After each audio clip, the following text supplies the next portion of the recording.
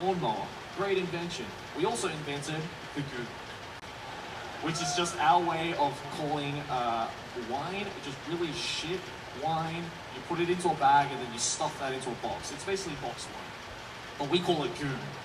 And there is and also because Australia is such a heavy drinking culture, we come up with a lot of really dumb.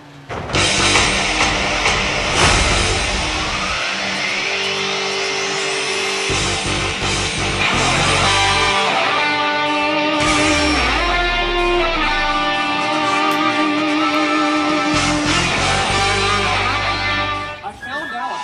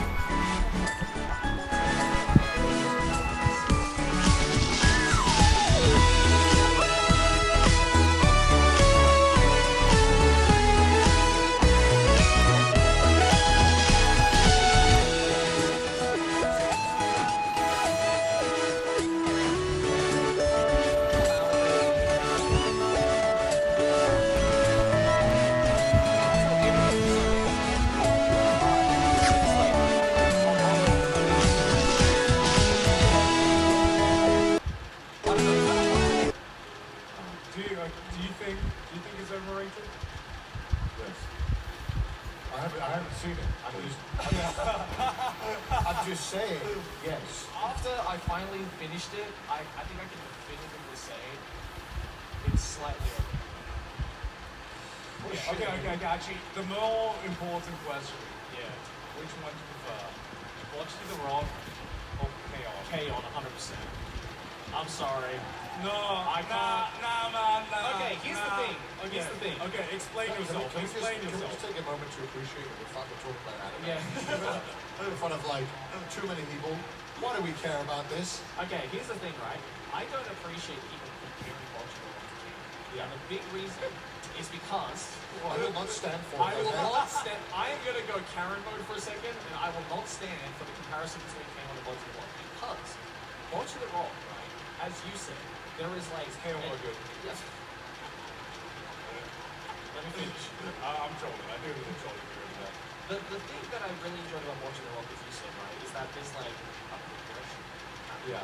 It's like a coming of age story, right? Like a growth in character and maturity, right? Like using Bocce learning to become social through the bandmates and like being in this like very oriented activity, right? Yeah. And that aspect of the story I really liked because it's like that part of that show was quite relatable because we've all been in situations where it's like, oh, I want to do something cool, but I don't have the courage to do it myself, and so you get like-minded people around you to like push you forward. Like that's a great sentiment to have in the story.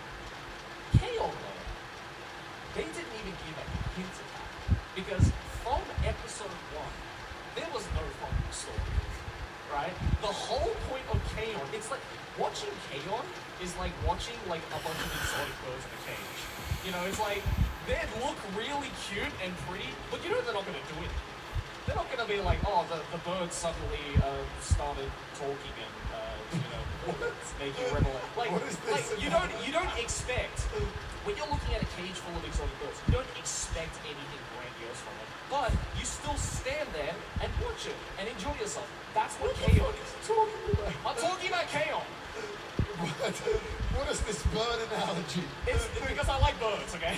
I just admit you want to talk about birds. Okay? Yes. Yeah. So K-On! is like going to a zoo, basically. It's just like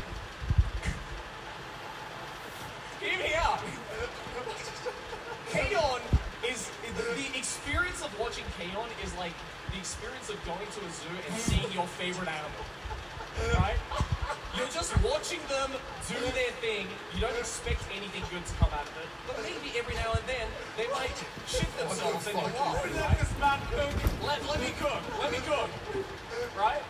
And so the reason why I don't appreciate the comparison between K-On! and Bocce is because they went into the whole cute girls making music thing at a completely different.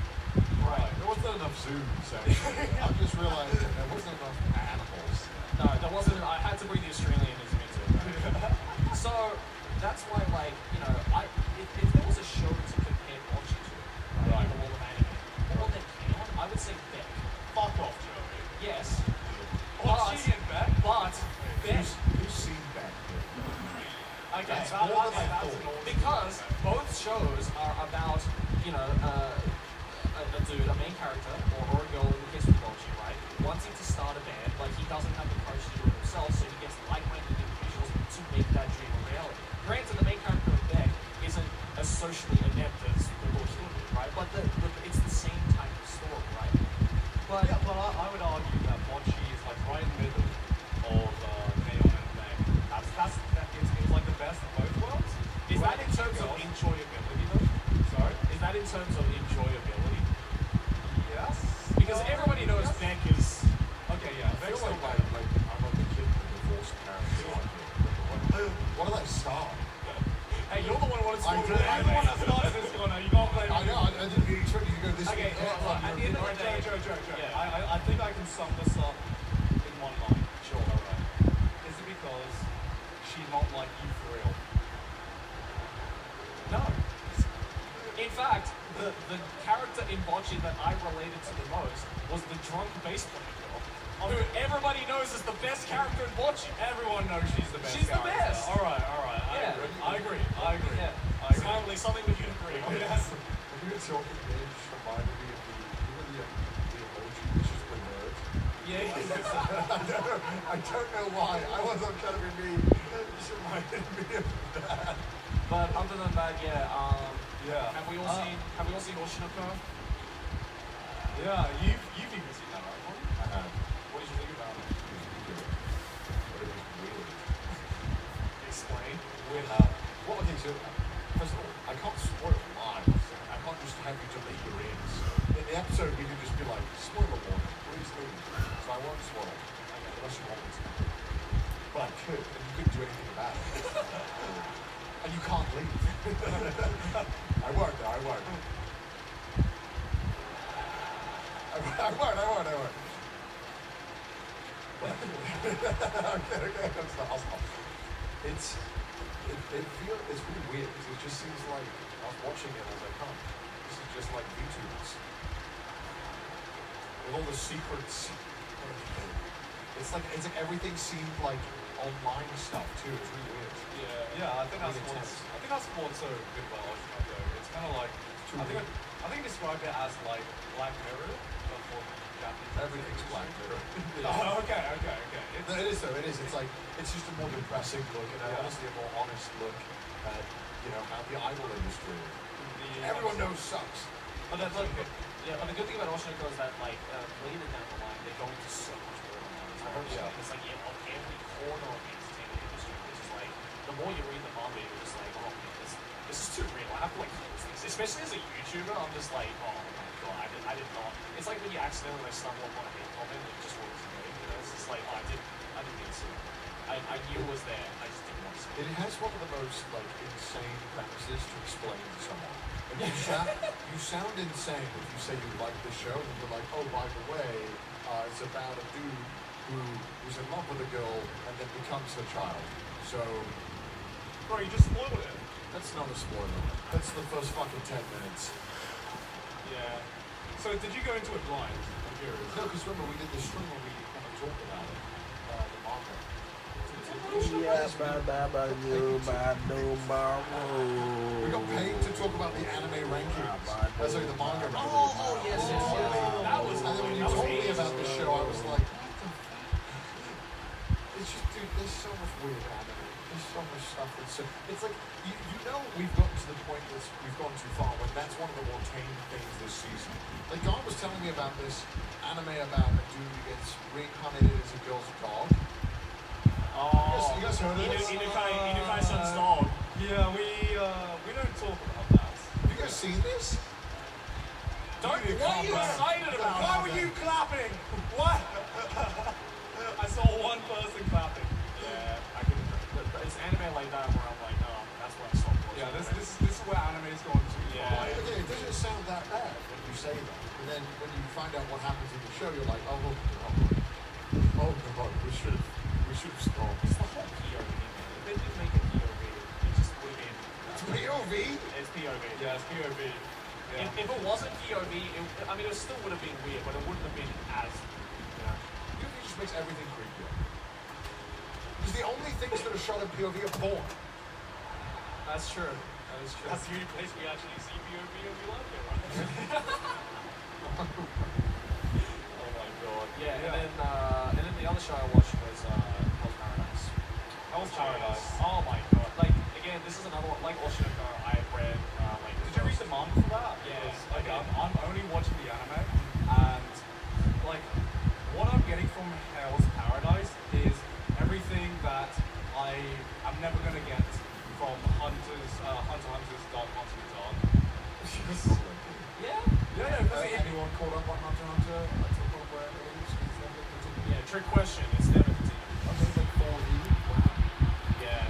No. I think what I liked about Hell's Paradise is that even though it's a show.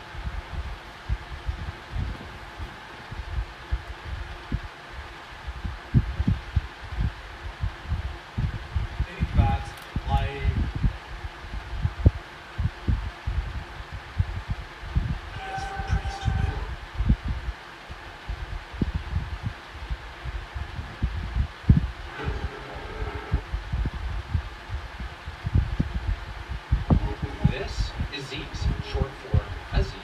aesthetic god that every man wanted to be and every woman wanted to be under. He set the tone for the expected male music festival physique and always found lighting more godly than one sees on the way to heaven. He was a living legend in the fitness scene, and today I want to be attentive to Ladies and gentlemen, it is collab day. I just got home, downloaded the new patch.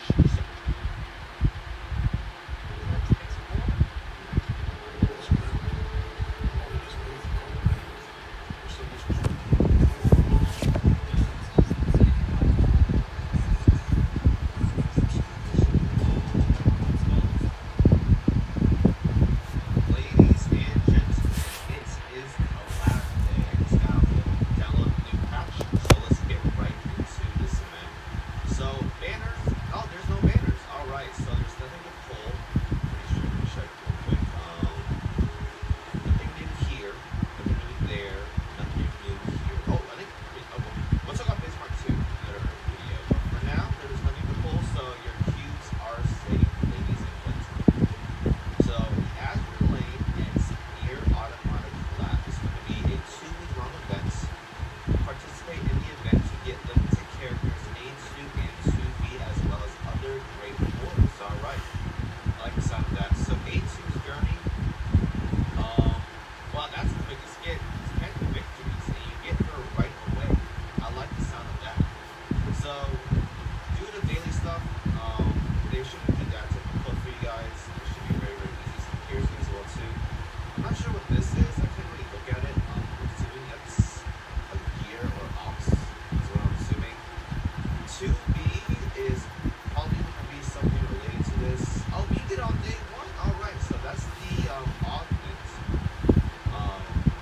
This character is at max HP or with a special area generated by segregation frontline construct is activate or is active increases character's damage by 50%. Okay, not too bad.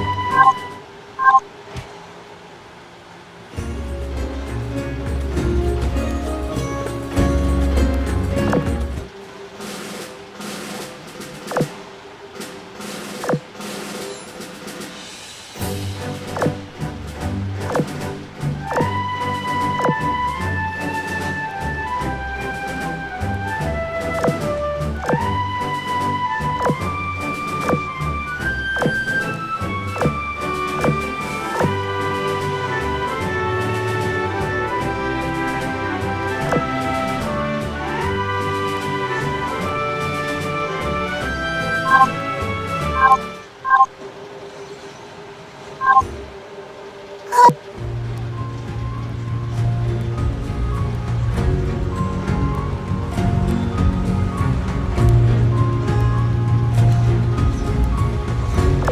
に助けてもらいたかったら早く言えばいいじゃない。こんなに美味しいケーキを毎日食べれるならもう少しここにいてあげてもいいんだぞ。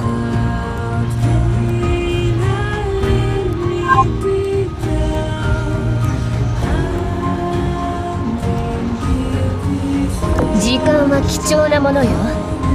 用事は簡潔に述べなさい。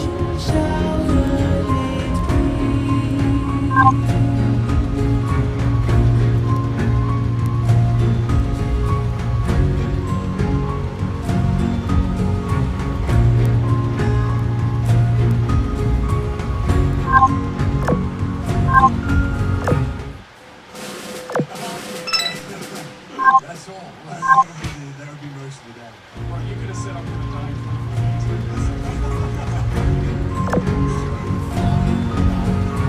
時間は貴重なものよ。用事は簡潔に述べなさい。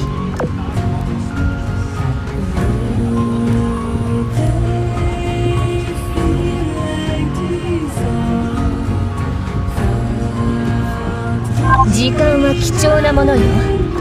用事は簡潔に述べなさい。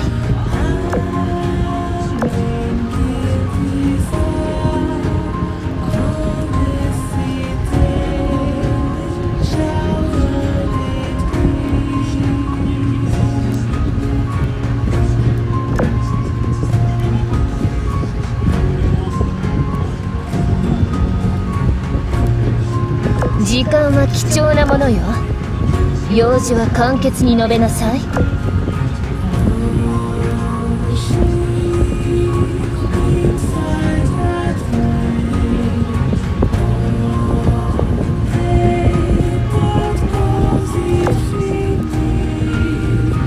時間は貴重なものよ。用事は簡潔に述べなさい。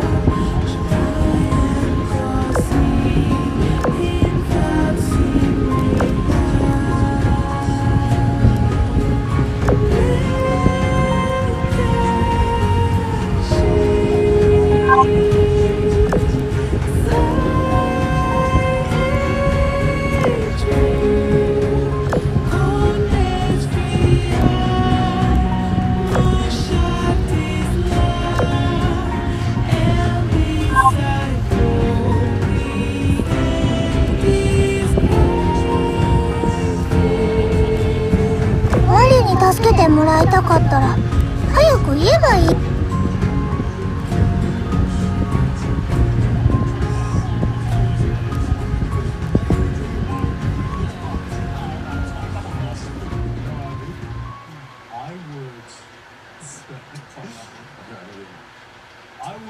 我に助けてもらいたかったら早く言えばいいじゃない。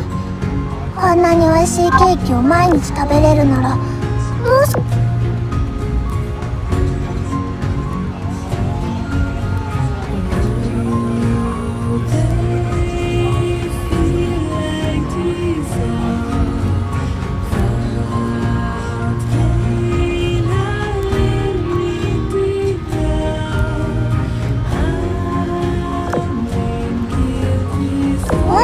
助けてもらいたかったら早く言えばいいじゃん。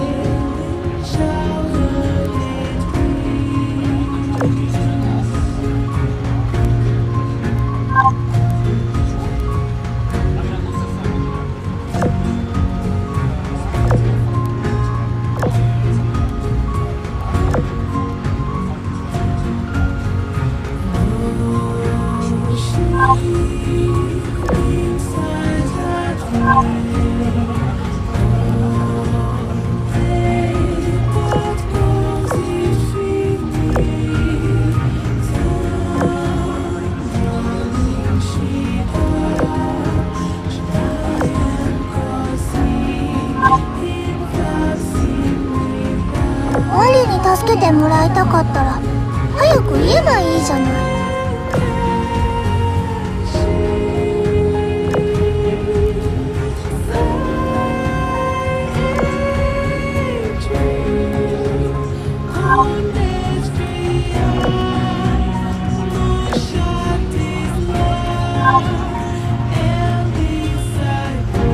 デに助けてもらいたかったら早く言えばいいじゃない。こんなに美味しいケーキを毎日食べれるならもう少しここにいてあげてもいいんだぞ。簡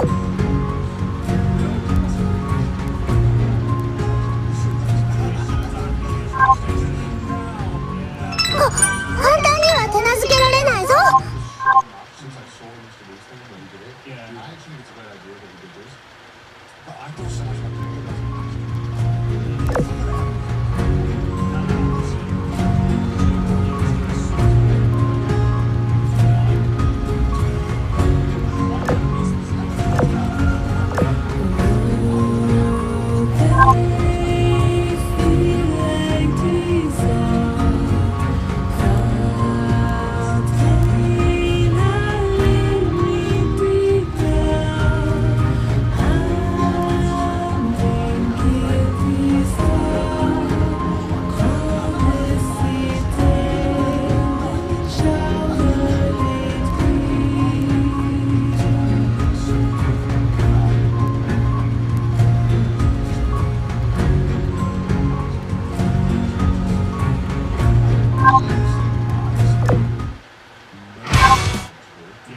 So I think if you were able to do that, did you get a more closure around it? I think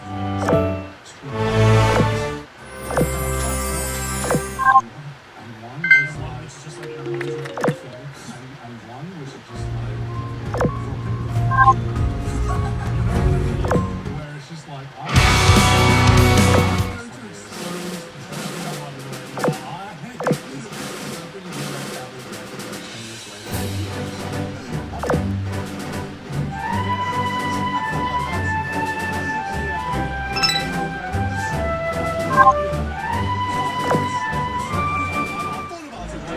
私食べるよ。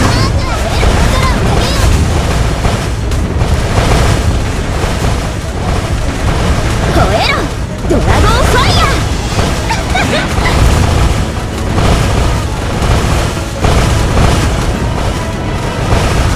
よくわかんないけどやってー。燃えろドラゴンファイヤー大空をかけよう。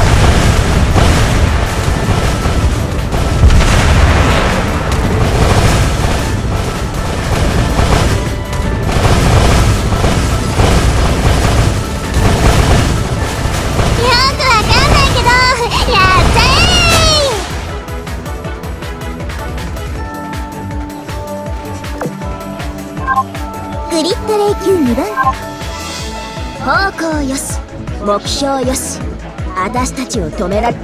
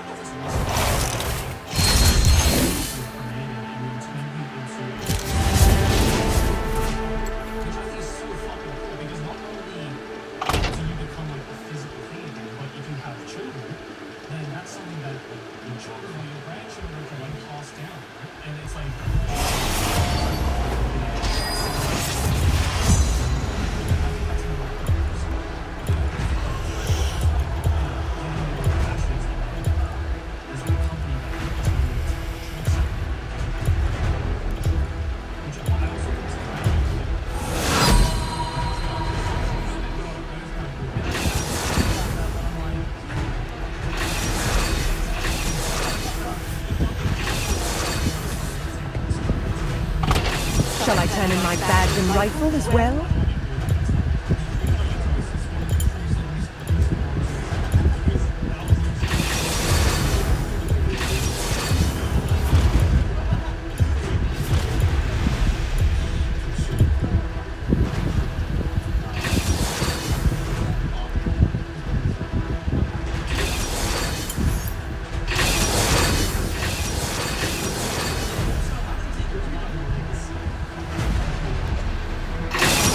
The time has come to prune the tree.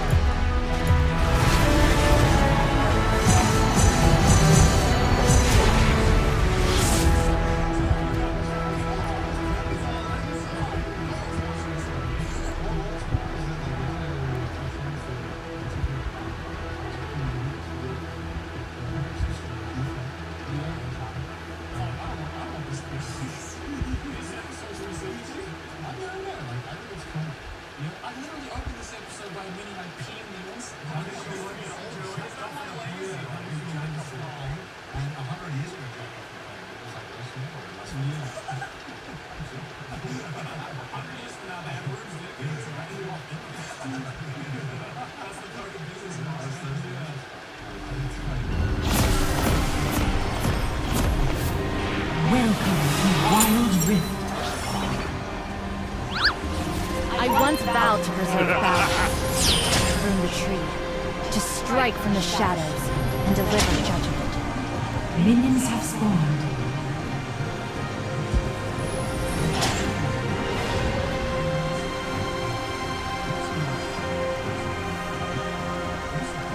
I have fulfilled my destiny and been freed from the shackles of fate.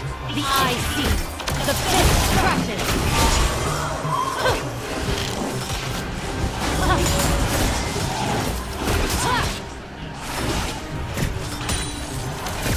Balance is a calm tree, the roiling sky before a storm.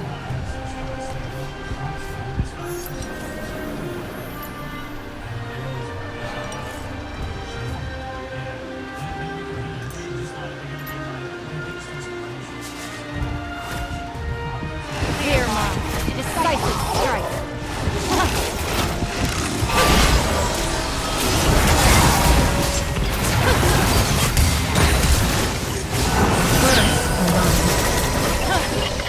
Enemy slain. You have been slain. Double kill. Enemy slain. All must be raised in equal measure if we are to achieve anything worthwhile.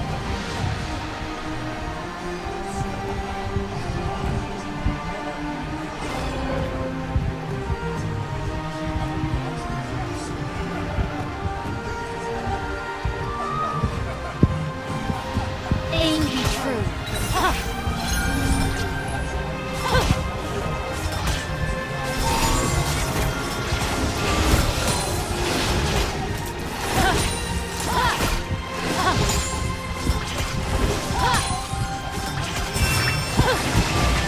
Eyes shut.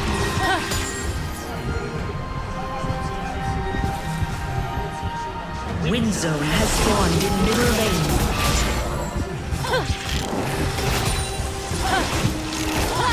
We recognize so little. Bear witness.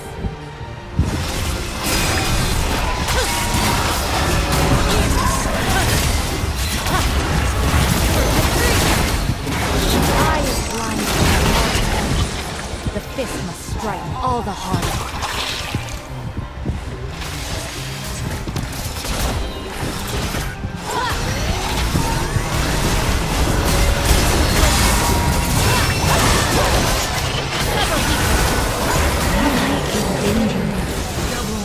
Danger.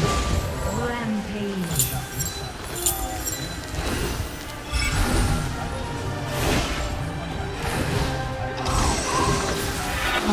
changed, and I do not understand why. Not truly.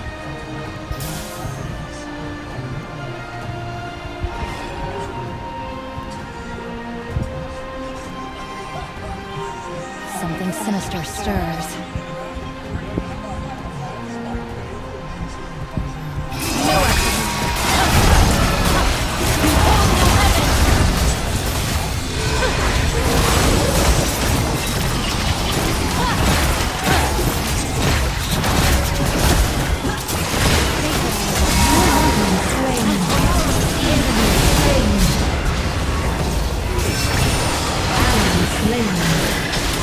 Triple kill.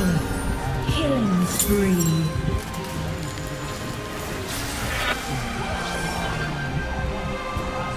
I've yet to find any Bebeyo fruit since awakening. Perhaps they truly have gone extinct.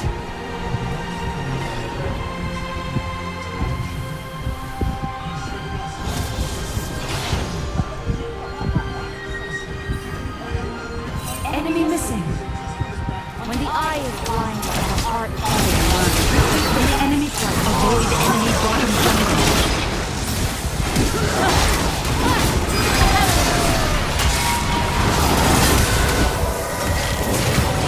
You have slain an enemy. Unfettered resolve.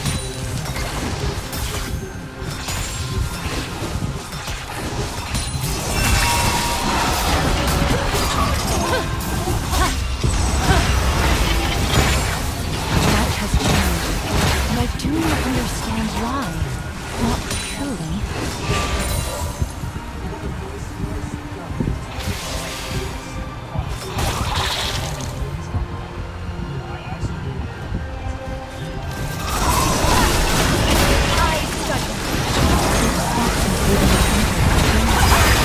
Slain an enemy.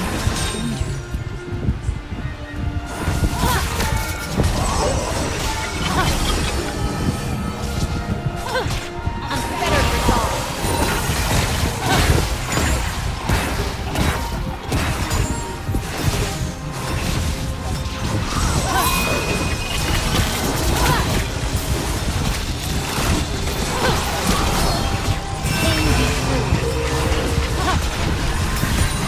Enemy missing.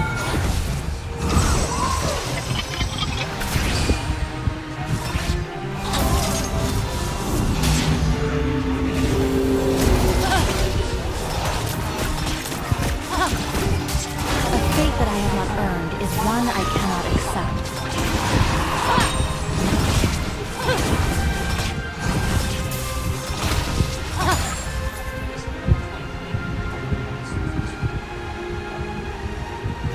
Rampage. Equal measure if we are to achieve anything worthwhile.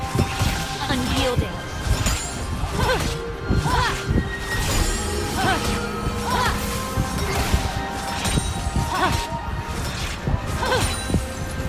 I recognize so little.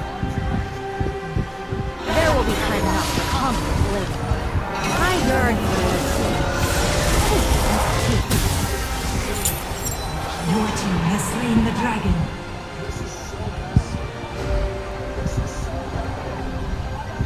Middle turret has slain the Rift Herald. and been freed from the shackles of fate. Ally slain. No execution. First turret destroyed. Balance is a calm theory. The roiling skies before a storm. Enemy slain. Double kill. Killing spree.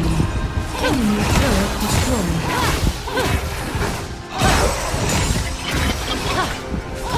The Kinpu are paralyzed by indecision once more.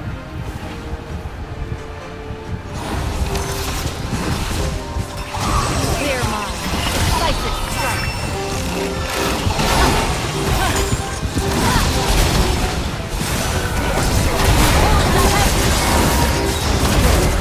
Shut down.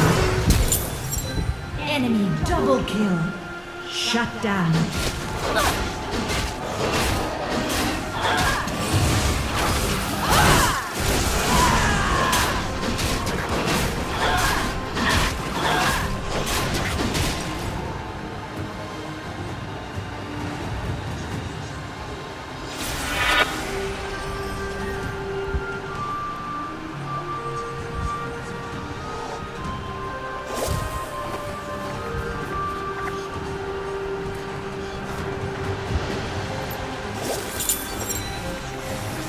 Each step since leaving the temple has been like Bottom turret is under a attack. stranger.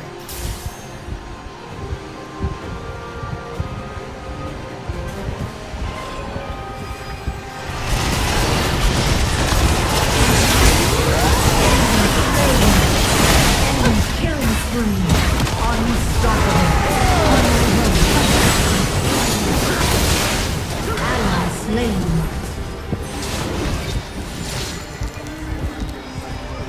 Rampage. Double kill. Unstoppable.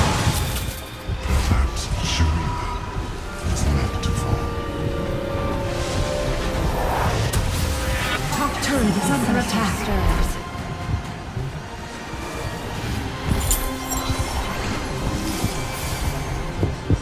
Turret lost.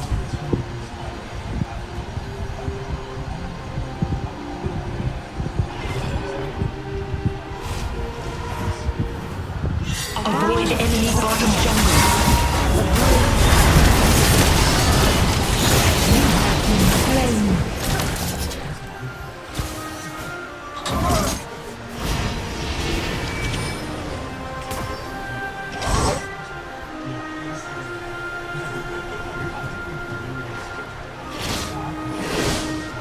Don't worry.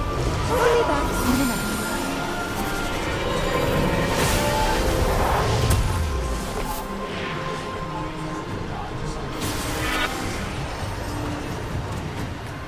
When the eye is blinded and the heart falters, the fist will strike all the harder.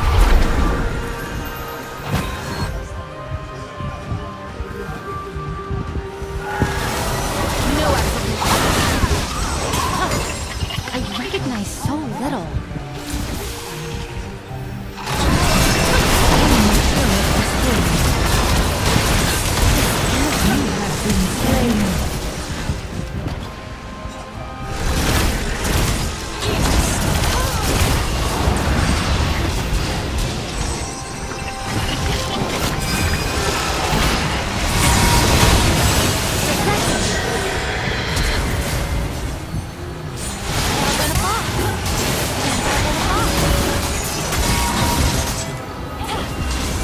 Dominating. I've yet to find Ally any baby slain. like since awakening. Perhaps they truly have gone extinct. Ally slain. Enemy double kill. Ally slain. Attack the dragon. Much has changed, and I do not understand why. One enemy team has slain the dragon.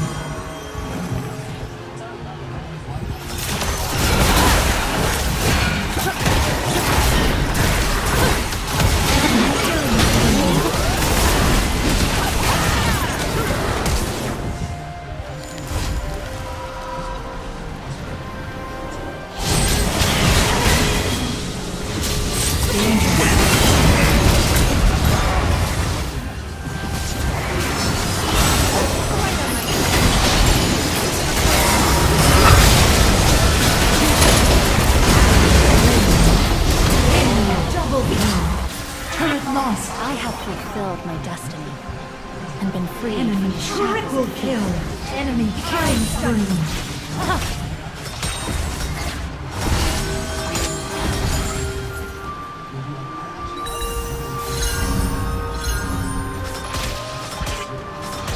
all must be raised in equal measure if we are to achieve anything worthwhile. The eye sees, the fist crushes. Making haste.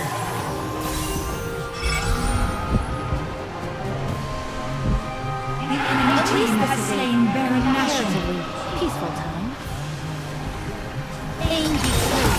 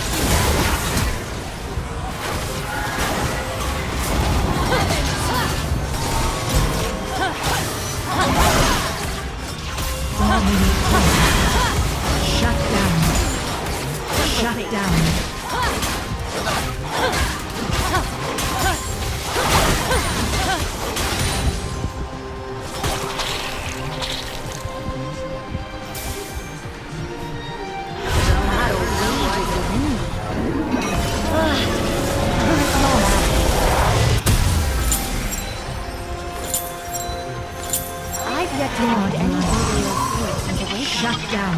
Perhaps they truly Double have kill. Legendary. Shut down. Engage.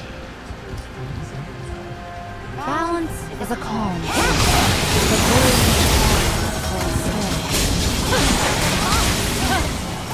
the eye's judgment.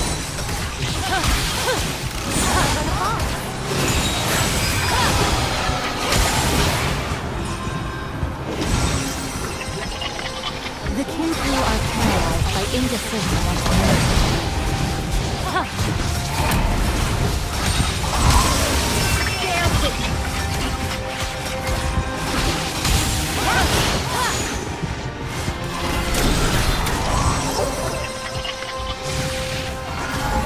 all must be raised in equal measure if we are to achieve anything worthwhile.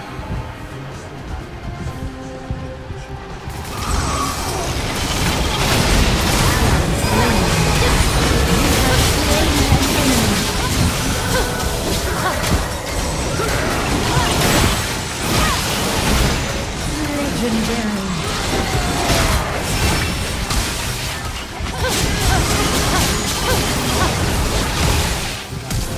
Quickening! I recognize so little. Enemy turret destroyed.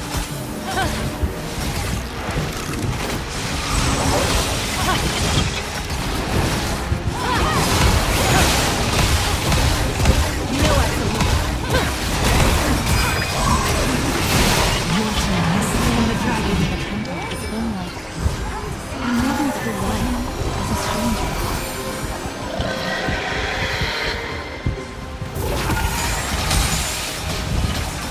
Foul swarm. Knowing when to lose combat is equally as important as striking down a foe. Enemy slain. A fate that I have not earned is one I cannot accept.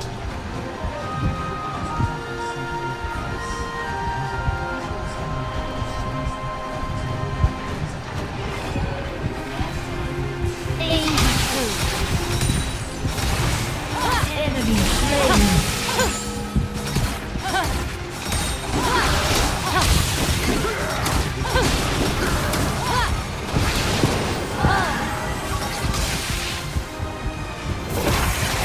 All must be raised in equal measure if we are to achieve anything worthwhile.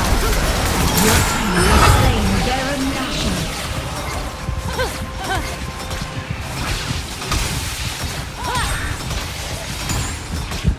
Something sinister stirs.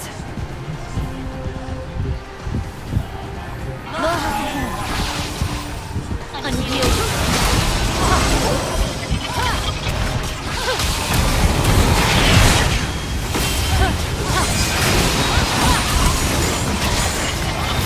When the eye is blinded and the heart falters, the fist must strike all the harder.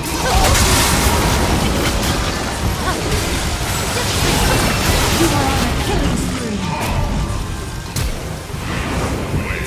You should have considered this.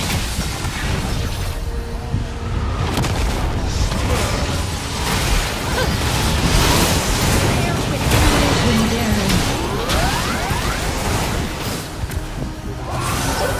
Killing spree. Much has changed, and I do not understand why.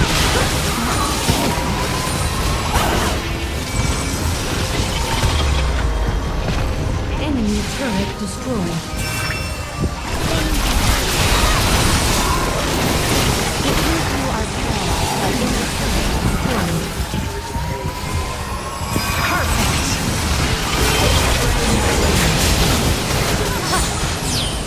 Enemy turret destroyed. Victory!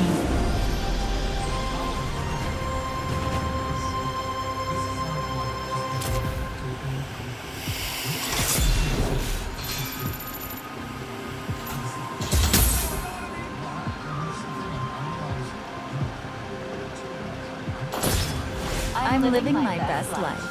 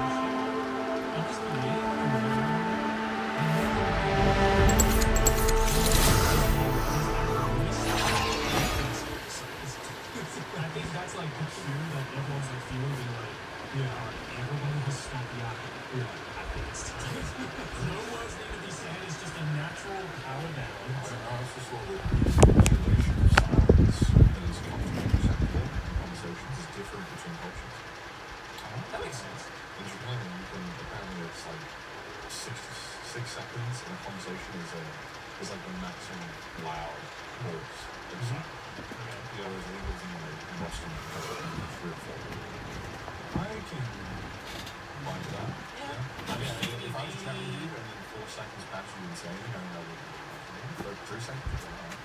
Or 6, I'd be like. Wait, does 1 second really make a difference here? I think so. Yeah, I think when you're having a chat with someone. Well, let's try it now. Let's we're having a podcast. We can't be silent in a podcast. Let's just test it out with our audience, right? Okay. So, what do you think? 3 seconds? Yeah. See, it's kind of uncomfortable.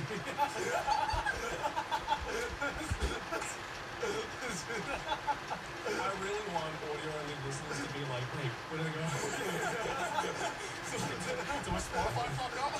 Sometimes, yeah. All right, let's leave it to 6 seconds. All right, go. All right. Well, no, you gotta pose like a question or say something. Yeah, so, how's your day been? You're not bad. That was the first one. That was in 6 seconds. That was like 5. That was like 3. That was not. Was that 6 seconds? Really? Because you know also your internal clock, Yeah. you get worse at keeping track of time as you get older. I'll explain why. Well, thanks for calling out my age. It's true. That's just your sensibility. I watched it in the Vsauce video. Oh shit, if Michael said it, then must be true. Michael said it.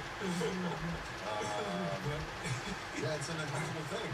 Yeah, it To have a is. pause, and not, or at least a pause that feels like there's nothing like coming after it. Okay, but do you feel that way with, like, say, for example, people that you know and love and, you know, have had conversations of all sorts and stuff like that? Like, I get it when it comes to, like, say, like, someone you met for the first time, or if it's, like, a friend that showed up to whatever function you're at, right? Yeah. And there's, like, a 3-second pause. Yeah, okay, at that point, it could be a little bit awkward, but, like, I don't know, say, like, just, like, your best friends, or, like, your partners, or, like, your parents. Do you still feel that level of awkwardness even if it's 3 seconds? I try to give a lead up noise to let them know I'm like thinking about something. Oh, what? So it's brother is literally the main character from Scrubs. He would just like check out. Brother's literally the weed. When it's like loading the CD and it makes the noise, it's like, I'm working, don't worry. Sometimes they're like, give me a second, or like, what do you think? Oh, so you do my problem. Yes. Because I also think that like when I'm talking to people, I think when you rush to answer certain questions, it like comes off as, I don't know. Sometimes I feel like it makes you sound dumb. Yeah. When you rush to answer things, whereas opposed to somebody who maybe is willing to. It's a power move. I think if you're comfortable to take your time and your thought with something, I think it's The power move when it comes to like thinking about your response is just like it's a move. You know? This is like our alpha call. Don't fucking say a word. Just sit there on Zoom and look at the background. Silence speaks volumes. So dumb. I mean, it kind of does, you know. In a way. Hold on, my brain is horrifying right now. One moment. If you use it correctly, I've just never used it correctly. I think. Yeah, I don't think I've used it. What's the correct way? I don't know. I mean, because sometimes you can come off as indecisive, and so I think there's a balance you need to strike. And how often you use it and when you use it. But I think generally it's people are very. I've never gotten impatient with someone who's like, let me think for a second. Yeah. Hurry up. I've never felt that way. So then why would I then think that I can't have that time? Well, I think it also depends on the question as well, right? Well, Like, if it warrants a deeper response, then okay, yeah, I'm more willing to like give you like 3 to 5 seconds. But if it's like a fucking yes or no are question, you a quick person with a menu to decide? yeah. Yeah, me too. Yeah. But that makes sense though, right? Because especially if it's like a bigger menu, for example, like, you know, some people are more indecisive than others. That's fine. I'm not gonna fault them for that. Yeah. But again, if it's like just a simple response where like you really don't need that much time to think, and they're just like, hold on a second. It's not, but sometimes They'll I be see like, people like alright, really cool. beating themselves up about it. Like it's like you know what I mean? It's Yeah. like I don't know what to order, man. I'm like, it's not a big deal. It's fine, man. I also love this. Like I'm like cucking myself, and I'm like I will pick something, and then the moment the server comes, I'll just swap on my head. I'm like, no, I do that. it's now 90% of the time. I'll pick something, I'll be like, just kidding. Or is that- Like I am until I know what I'm doing. Just to myself. I'll like sabotage myself. I mean, I'll, like. yeah, there's also that classic scenario where, Yeah. like, say we're all at a restaurant together, mom orders first, and then it's you. And then by the time she gets to me, then I'm like, shit, I think I'll get that. Yeah, that's fine as well. But then, every time I've thought about it, and every time I spend more than 10 seconds thinking about it, I go, think back to when I ordered. Not once after a restaurant, like 2 days later, have I ever thought about, did I order the right thing? You know what I mean? No, I've never thought that. I've thought about my life. What? Because wait, you've ruminated on a menu order? What are you? Oh, come on.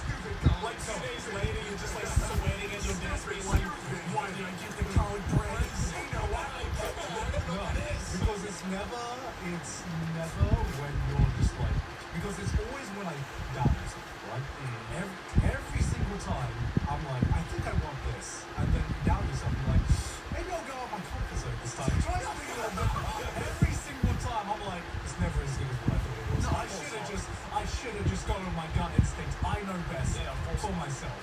That's why now I'm at that point in my life where I'm like, you know what? The explorative part of me is like, you know what? Maybe I should try out something new. This is the 10th time I've been to this restaurant. I'll try something else on the menu. And then the moment the waiter gets there, they like bring the usual. Yeah, especially on like a restaurant you go to a lot where I'm like, the times when you think, I've been to this restaurant 100 times, maybe this 101th time, I'll try something different just to spice things up. No, always a mistake. No, I should have just trusted my guts. Every time I go to Midtown barbecue, I'm always getting that full pork sandwich. Everything else, I'm just like, you know what, that sounds good, or that sounds good. I'm like, no, this is what I've decided on already. How much choice do you think menus actually get? Because there are some restaurants where I'm like, there is too much food on this one page. One page? It should fill one page. That's why I love the mom and pop, like ramen places that have like 4 things on the menu. It should be like one side food, second side like maybe drinks. Yeah. You fit it all in one. Yeah. But I think some drinks as well. Well, I guess when you have that time of like you go Jack's. Yeah. And like they normally have some things that they'll always have like tea or something. Yes. Or like soft drinks you can normally add. And there are some like Italian restaurants I've been to, especially in America, where they give you like a fucking wine catalog to menu. It's like the Yellow Pages. Like, where's S? How are you making all this in time? Yeah, right. What kind of preparations do you have behind the scenes? Like, where are you keeping all these ingredients? This episode is sponsored by Shopify. Boys, when I started my clothing brand nonsense, there was just one problem that I had. I didn't know how to sell these clothes. How do you sell something? We had all these designs, we had all these great clothes, and then I was sitting there and I'm like, wait, how am I going to get this to people all over the world? If only there was an easy way for dum-dums like me to be able to open up an e-shop. Luckily, Shopify was there for us. Shopify is the commerce platform behind millions of businesses around the world and 10% of all e-commerce in the US. From household names like Mattel and Gymshark to brands just getting started like Nonsense. As you get started with your own design studio with hundreds of ready-to-use templates, Shopify helps you build a beautiful online store to match your brand's style. And you can accelerate your content creation because Shopify is packed with helpful AI tools that write product descriptions, page headlines, and even enhance your product photography. And best yet, Shopify is your commerce expert with world-class expertise and everything from managing inventory to international shipping to processing returns and beyond. If you're ready to sell, you're ready for Shopify. So, what are you waiting for? Turn those dreams into cha-ching and give them the best shot at success with Shopify. Sign up for your $1 per month trial and start selling today at shopify.com/trash. Go to shopify.com/trash. That's shopify.com/trash. That's the episode. I have this weird mental thing where for some reason when I order fish in Japan, it's it's fish in Japan. But then when I order fish in like the UK,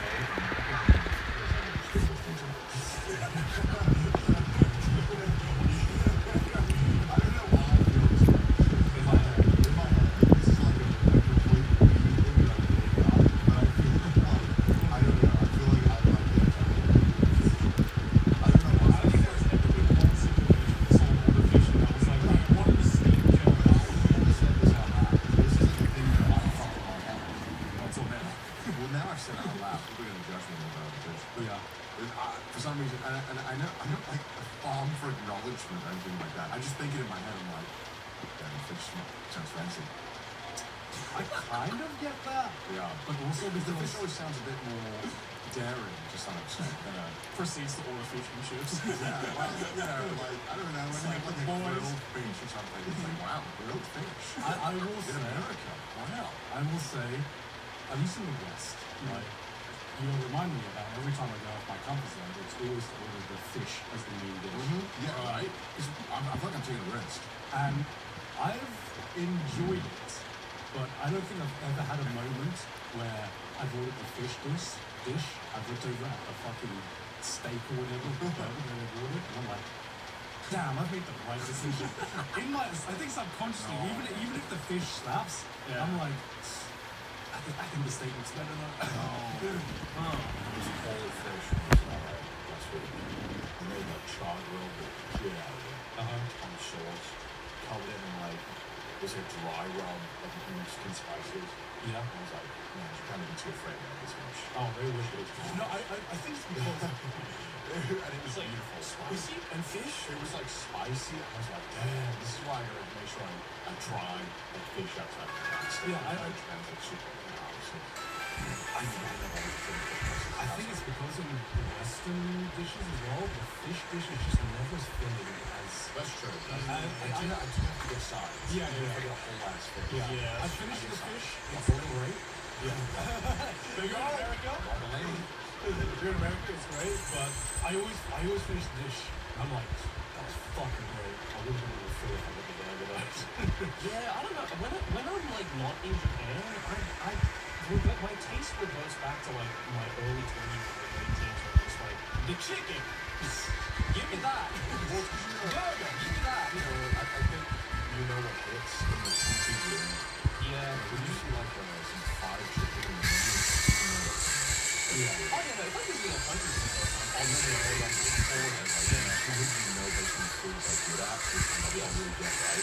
Yeah. And like, I wouldn't get fish in certain countries. Even in Florida, like, we get that whole fish dishes. And I also have and I know it's not, not so much fish, because it's not as common to do it. What did I make? So, you traveled. yeah, I did I traveled. Talking about Joey. I just got back from China. That was pretty hype. I do want to go. It's so cool. Shout out to the Chinese I generally, I didn't think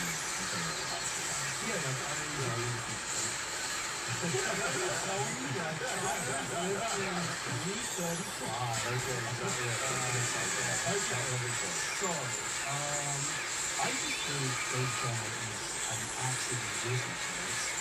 I would say, and you know how people say, sometimes you people say, oh, Japan is like a totally new way, it's like a totally different way. Like, compared to the US, I feel like that is what China is to me. Where, it's so important. it is going this time, like when it's during this time, kind of reminds me of like what it must have been to travel like to Japan maybe 20, 30 years ago, where it wasn't as During the holiday. it wasn't as international as like doing the bubble, and it was just this new foreign land that you don't know you've heard about, but everything that you've heard about has been through like secondhand media, kind of just stories, and that's kind of how I felt about China, where I think I know how it's going to be, but you don't really know until you see it. And I will 100% say going there felt very, very foreign, to the point where I'm very thankful because the reason I was invited was Daily Billy actually invited me. I should probably start off at the beginning. I was personally invited by the director of Linktrick and TV Rex. And the reason I got invited was because there was a clip of me talking about TV Rex and Linktrick on Trash Taste. And that got translated over to Billy Billy. He sees the clip and wants to invite me over. Honestly, just to hang out, but also for an interview as well. And basically, he got Billy Billy to hit me up, and they were taking care of me the entire weekend. Cool. And so that was the main purpose of the trip. But I kind of realized getting there, I did all the prep work I needed to do to kind of like be a part of like be able to function. But if I had not done that, I kind of realized I would be so fucked, right? Because, okay, let's say you go to Newcastle, right? How do you get around? So you use the apps that I'm familiar with. Yes. Uber, Yes. Google Maps. Yeah. So let's say you land in China right now. Yeah, none of my shit works. I mean, it sure works, right? So what does work? I wouldn't even know what to do. So I would need like someone to tell me what I need to download. Yeah. So if you didn't have anyone to tell you, my brain always went, oh, just Google it. No, Google's what? So you're like, all of That's right, today's sponsor.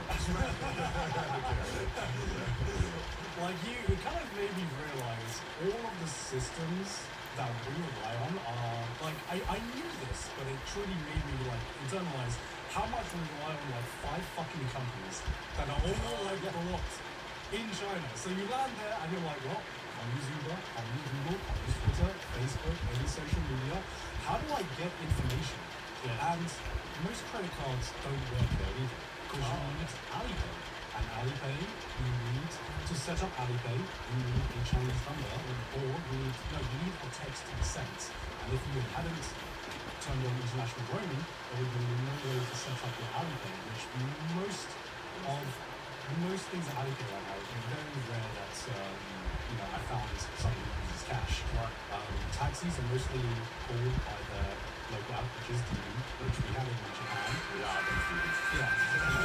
Which got phased out. But it kind of made me realize, thank God I did all the prep work before, because I would actually be fucked. Sounds like you do a lot of homework. You actually do have to do a lot of homework. You have to, not every VPN works, so you have to download the right VPN in order to use the apps and things that you normally use abroad. And another thing as well is that I feel like Japan, now going to China, is actually pretty English friendly. Yes, compared to Japan. No, Japan compared to China is actually pretty English friendly. Japan is pretty English friendly. Yeah. Honestly, it's not it's going like German. Yeah. But I think generally there are a lot of Germans I think in terms of English speed, I think in terms of English friendliness in East Asia would be like Korea, Japan, and China, right? Yeah, exactly. It's only 3 countries. Yeah, because it kind of made me realize, when you're in Japan, and even some other Asian countries, you kind of have the easy time. Because there are a lot of, let's say, borrowed words from English, or let's say, borrowed words from languages that come from the West. In China, that just doesn't exist. There is like very few borrowed words. The only thing that most people understood was okay. And that was it. Because even in a taxi, when you're trying to tell them where you want to go to, even just the act of just saying here or there, there is no here. There is no there. It's like a totally different words. Coffee is not coffee. It's like something totally different. Here. I remember someone saying what McDonald's was, and it just it's something that doesn't register as much as like katakana. Does. So like McDonald's. Yeah. I got to go McDonald's. And I kind of realized this when I was in China, where I was going to like my katakana way of speaking. That does not help me.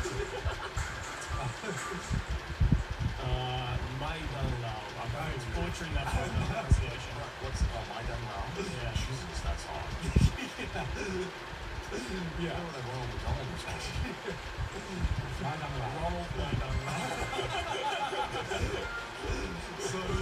So what I'm trying to get at is that going to China does truly feel like going into a foreign world where they are relying on their own systems, and a lot of their infrastructure is just not something that you are acclimated to. And we kind of realize that when you go over there, you have to rely on all of their services, which a lot of times don't have English-friendly translations, or it's unless you know Chinese, you can have a lot harder time going there. So if you're feeling adventurous, go to China, because shit, I'm gonna have to present my Duolingo again. No, but honestly, it was also just a fucking eye-opening trip as well. Because you went to Shanghai. I went to Shanghai. Yeah. I've heard from like a lot of my Chinese friends who live in China but also outside of China that like the first time around, if you were to go to China, then I'd recommend Shanghai because it's like kind of like the fun city. If you again, I don't know, this is all I've heard. Yeah. But like a lot of people, a lot of my Chinese friends are just like, you don't have to go to Beijing, honestly. Like you can if you want, but like Shanghai is a lot more just like an interesting. Well, it's like going to Tokyo versus Kyoto, right? You know, it's one is much more of a big mega city. One is more, I guess, A bit culturally rooted. So both of the cities have two different vibes. And you know, I went to Beijing 20 years ago or something. There is a totally different vibe between the two cities. Yeah. But if you want something more akin to a mega city like Tokyo, that has a lot of things to do, go to Shanghai. Obviously, there are other cities in China as well that have also been built up. But yeah, Shanghai was a lot of fun. There was a lot to do there. Parts of it has changed a lot. A lot of parts have not changed a lot. The last time I've been there, my first experience landing was just reminding myself that even though there are a lot less taxis now, because it's all like DD over there, the drivers haven't changed at all. My first experience, I get in a taxi, and this driver is just like a middle-aged guy. Doesn't speak a lick of English. I'm like, okay. The address is on the app. He's like, cool, okay. Immediately starts speaking, just like in the middle of the city. Like it's to the point where I'm like, it's an electric vehicle, but I swear to God, I just heard the fucking. If this was not an electric vehicle right now, the engine would be fucking on fire right now. Immediately starts speeding. His traffic fucking brakes like really, really hard, and then he just starts like punching the car. And like just swearing. I love it. Calmest Chinese rider. I don't know what he was saying, but I don't know what he was saying, but I could tell that it was not a happy shouting. Yeah, right. Yeah, he just kept every time there was a green light, he just like immediately went off, stop, punch the car, say something, and I'm like, okay, I see the drivers haven't changed. I get out. What's he trying to do, like a speed run? I guess so. I get out. This is actually, I think, the most, I'm not sure if it's Chinese or Shanghainese thing I see. I get out of the car, and it was the middle of the city, we're like getting up to a mall, and there's just this guy in a tank top, right? But he has like this fucking builder belly, just like he just has his belly out, and he has like a shaved head, and he's just like fucking walking along, right? This middle-aged guy just walking along. I'm like, okay. Right behind him on the pavement, there is the equivalent of an Uber Eats delivery driver, just on a moped, on the pavement, cigarette in mouth, and just going along the pavement. I'm like, all right, yep, this is China, all right. Bro, I love that shit. That's such a vibe. He's such a vibe. Bring that shit back to Japan, bro. We need more of that. Bring that Showa energy back that China still has. Oh my god. They have not. I was like, this is exactly the same vibe as what I remember. Yeah. Just people going, people just not giving a shit in a way, and just doing their own thing, just unbelievable. I was there for 4 days, so a lot of good amount of time. And we didn't really go to see tourist areas because Billy wanted to show me much around the ACG culture in China, which stands for anime comics and gaming, and it was kind of insane. I knew, obviously we know how big the market is in China, but I guess seeing the fucking intensity of it was just on a whole nother level, because I thought I was prepared, things happen after, things happen Japan events and stuff. But I think in China it is similar to that, but just the intensity is revved up even more than some of the stuff we find in Japan. Like intensity of like the film, or the intensity of like the content. Both. So we went on like normal Thursday, and they had rented out this entire fucking traditional, like very traditional Chinese area with like all these different buildings. it just added anime characters everywhere. It was like the beginning there would kind of be like just like fucking Windsor Castle or something, and there'd be like black butler shit displayed everywhere. But the biggest thing that was weird about Weird to me is just seeing how when it goes over there, you can walk in the streets just a normal day, go to one of the random roads, and you just see like a person and just some items. We went to this mall, and on the ground floor, there was just this massive exhibition of motorcycle hunting. Like just right in the middle of this normal mall. You go for massive JoJo exhibits. Just hanging out there. You go for it, then there's this like really niche manga that I have never even heard of that was just started a couple of back, exhibit there. It felt like walking the exhibition hall of anime expo, because there'd be cosplays there. There'd be just people. The biggest anime convention vibe is just people sitting on the floor, and just like hanging out. And the biggest thing that blew my mind was the intensity of the fans there. There were people sitting down, just comparing the bench ratings. And sometimes you see, you're at an anime convention, you see people have like bags full of and posters or some things. There were people literally with boxes full of just, I think, every single piece of merch that they sold at these exhibitions. They were like, at first I thought, oh, they're selling it, right?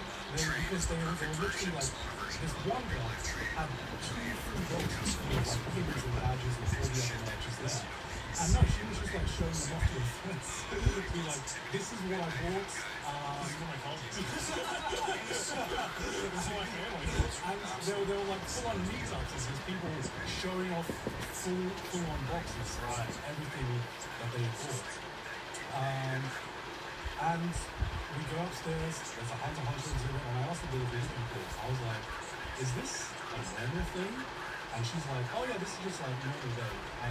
You come here every week and there is a different IP. That's cool, right? There is just a different, these like floors are just different IPs. Because we go over to another mall and there's another cosplay event for some really niche fucking gacha game that even I've not heard of.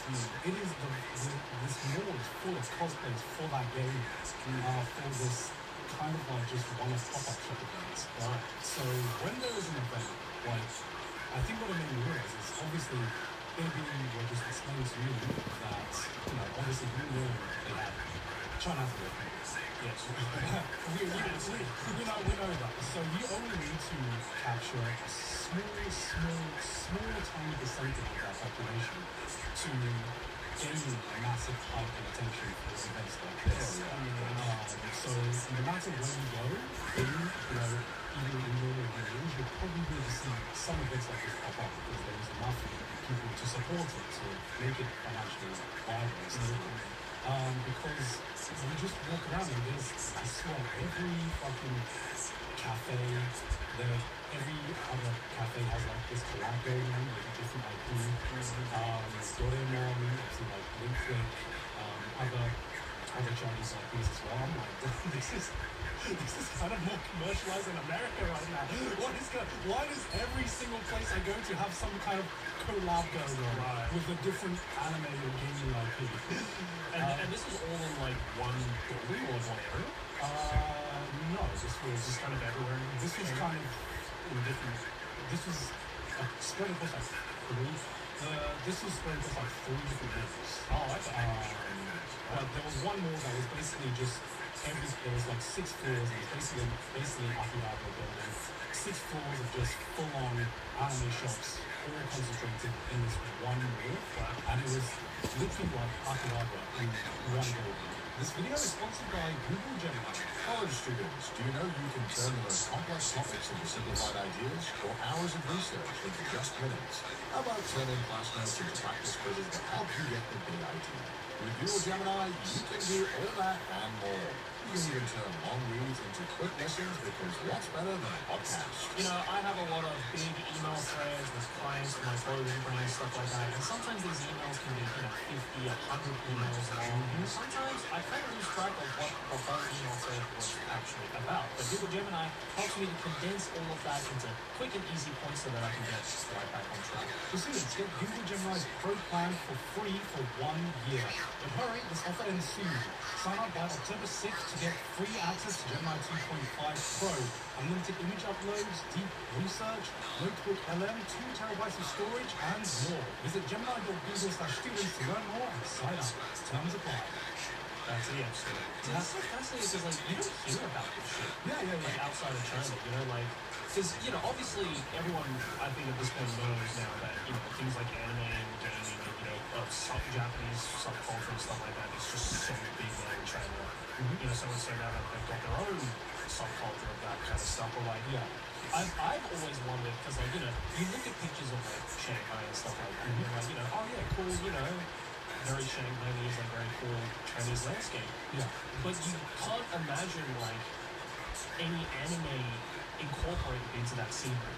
Or, how does, because, I figured it was, something like Japan, for example, where, yes, the culture is there front and center in certain locations, like, say, Akihabara, but the culture and the people who are following that culture for the most part are, strictly online. They're, very secluded from, I guess, the real world, quote-unquote. Exactly. But from how you're describing it, it's kind of like a mix between, the intensity of the culture in Japan and the intensity of the people in the West. I'll give you an example. So this 6-story mill in that, the 6-story mill that I was talking about from anime shops and stuff. So one of the most popular characters in Genshin had a birthday, and I've seen those shrines and stuff of bands together and celebrate the birthday of a fictional character and that. So the Genshin fans of this one character, they just came together and rented out the entire fucking world for a The Union of Junction. And I'm like, okay, I've seen people take up a corner in anime. Yeah. That renting out an entire fucking building is on a whole nother level. I want to know how the negotiations It's Farina. the owner of the mall is just so you want to do what exactly? When I see stuff like this, I'm like, yeah, man, let's chill. That's cool. Don't do that. If it gets you and your friends together, but then there's a sad part of me that's like, man, this is such a human thing. So celebrate each other's birthday. Yeah. There is a tiny part of me that's like, that's a little sad that we're now. There's probably some people who probably celebrated for his birthday, didn't celebrate one of their friends or stuff. That makes me a little sad because I'm like that. Because then this is also a different advertising as well. No, I mean it is, but this is just to show you what I do in the text too. I can't imagine another country going this far. And wait, is this completely fan driven as well? Yeah. This is fan driven. The fact that Hoyo didn't put a single fucking cent into this. They didn't put it. The fact that they spent no money, they were like, oh, okay, this huge fucking billboard for free. Cool. That's amazing. Yeah, you are. I mean, you're kind of like a trained puppet for the. I mean, You are. I don't think That's what fan bases are, right? I mean, it's like the whole. It makes you go back to the Xbox 360, PS3 days. There's a big thing to do. Xbox One or PlayStation. It's at the end of the day, you're sort of something ridiculous happening and pushing that, and then you're making that your personality. Well, I think that's fine if you make friends and have enjoyment, but I actually think it's something to be a bit introspective and be like, maybe my entire being shouldn't be an act. Well, I think that I think that was because I think that's because we have a very that's our perspective, especially where it was today. Also like drilled into us to be like, it's like fuck the big sister. So it was like you can be a fan, but don't be too much of a fan. And it's like that's yeah, because there's this there's like pretty much everyone I saw lately, I was talking to people that were reading about how do we say ourselves as a fan of a certain thing, right? And when I buy merch, I like to buy subtle merch, you know, things that subtly show off your Something that other fans would know yeah, isn't overtly like an anime or like not something that's not in your face. Yes. Right? Yes. And when I went over to China, it was almost the complete opposite, where one of the biggest trends right now that I saw was, I think it's called Interbags, where it was like, it's a bag, but they have a see-through bag, where you can basically put in whatever you want to make a shine out of, whether it be a certain character, or a series. Yeah. Pretty much everyone had one in these days in China. To the point where you could like, it was almost like everyone wore it like a bag of fun. Like, this is what I'm a fan of, and this is like, This is the game that affiliate. yeah. Do you think that's because maybe people in China are more extroverted, or do you think it's because maybe like mass adoption of like fandom and games is like a newish concept? So actually, so I was talking to some people, and they actually gave me a pretty like interesting answer about this. Because as a culture, Chinese culture, we adopt things very fast. We develop things very fast, and that includes our culture as well. Trends can come and go at the drop of a hat. You know, there are advantages of that, of like mass adoption and mass development, very, very fast-paced speeds. But also, we also have to look at the consequences as well. Sometimes we adopt things without fully thinking about what the consequences of adopting this one. And by the time we see the consequences, it's already too late before we adopt this one.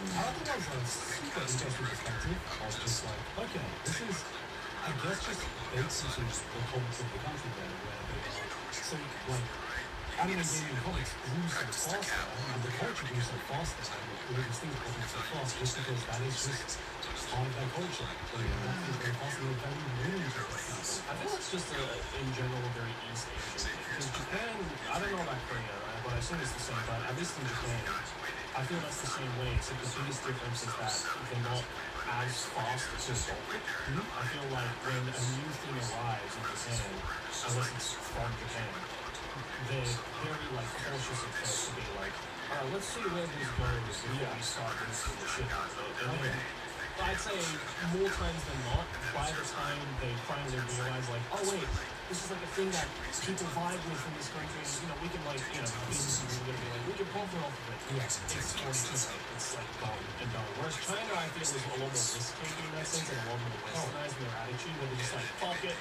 let's go, this is the big thing. I'd say plans now will sort of like, I'd say it's the West from what I've seen. It is. I had this conversation with, so I met the director of Wilson afterwards. He showed me some episode of TV Lyrics, and I was lucky enough to show him live as well. Yeah, and he was basically, I was asking for advice, he was giving feedback and advice for what I was doing as well. And yeah, I had this moment where he was asking me, so how long did the production time take? And do you remember when I had that conversation that I also like telling you about the anime industry was asking me about the development cycle of Brand? I was telling you about the development cycle, which took about like a year and a half, 2 years to complete the script writing phase, and everyone's like, no, what? How the fuck did you get it so fast? What the fuck? You know, what are your contacts? Who did you ask to get this pushed through so fast? I remember telling Howlin the exact same thing. He was like, damn bro, what's so slow? What the hold up? I said that whole season of anime in that time. What's so slow? And it was just like, damn, the absolute dichotomy of cultures, cultures there. Because yeah, things move very, very fast over there. which I vibe with, you know. I think everyone. Yes. Well, I think it's also just because sheerly, or maybe this is just a theory, just based on the fact that there are just so many more people in China, and the market, I guess, Wikimedia is so much like more apparent and on a larger scale that they're like, oh, well, fuck that. Japan is also very used to works. Yes. Yeah. That results in triple the news, having time longer, things taking longer. Yeah. It's just If everyone is 100%, it's not happening. Yeah, exactly. Yeah. Whereas in China, it's just like, okay, we still want you now. It's just like, let's go. And it goes. It'll be done tomorrow.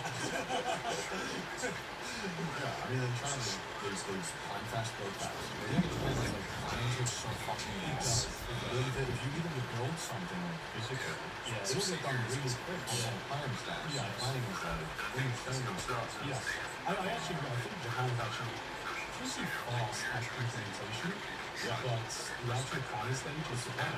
It's all planning, really planning. And when you do anything in planning, you realize that, like, yeah, it takes so long. Yeah. There's so many meetings, and meetings that are 3 times as long as they need to do. Yeah. Yeah. Stuff like this. And some meetings are taking 2 months as well. But once you do get that approval of like every single stage, everyone's like, go, go, Let's go, go. go, go. Yeah, it's such a fun person. Yeah. Yeah. Discussions take a very long time. Yeah. And then both aspects are pretty good. Yeah, I think everything is from their side, like Harry said, using Alipay is just very effective to do. Like, I'd say having everything situated, it is very, very convenient, obviously, having everything situated in one app. So you download Alipay, and you basically get, you either download Alipay or WeChat, and you get plugged in everything. You get every app you could want in one. You get like, you can book, events through those apps. You can obviously book, you know, taxis, diesels, Google Maps. You can all get through that one app, and I will say that was just really convenient. Ain't no way that's ever happening in the West, for reasons, but I guess I can also understand that, like, there's pretty, like, costs for everything, right? yeah, exactly. Yeah. It's kind of like, okay, you see these bunches and places like cost of this every decision you make and everything. Yeah, like, I get, you know, hypothetically, if I wanted to check on what people are doing, it's all in that app. Yeah. But you too. Absolutely. Really, I like, you know, see, it is different. And I think, like, obviously, I don't know, so I'm sure I've spent a long time trying to switch to Google before I could say that. Yeah, a lot of things, right? But I think it's also about being from a Western perspective. There is. It's like, how do you just go get fucking serious? Yeah, honestly, it was actually just. I really want You should go. Honestly, it was like talking to the people there. It just kind of gave me a different perspective where it wasn't just like, you know, sometimes the media can make it seem like, oh, everyone is there is like super 100% against with like everywhere, every decision that they make. And honestly, you go there and those people are just realists as well. of course. No bullshit. Yeah, I got some, you know, very interesting just no bullshit takes, and I'm like, that's very interesting. And Yeah, I think the biggest disservice you can do yourself is thinking like 1 billion people think the same. yeah, exactly. And you would be very naive to think that all of their views are wrong. Yeah, exactly. And you know, as people who have lived in multiple different countries, you know that every country we go to has just the way things work, the way they do things, there are always advantages and disadvantages. And There is no perfect country. there is no perfect country, and every citizen knows that there is no perfect place either. And that's no different from China as well. Okay, but most important question. Yeah.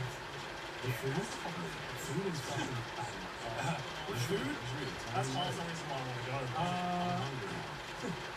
So we had Shanghainese food. I had a different cuisine every day. I had Shanghainese food, Szechuan, dim sum.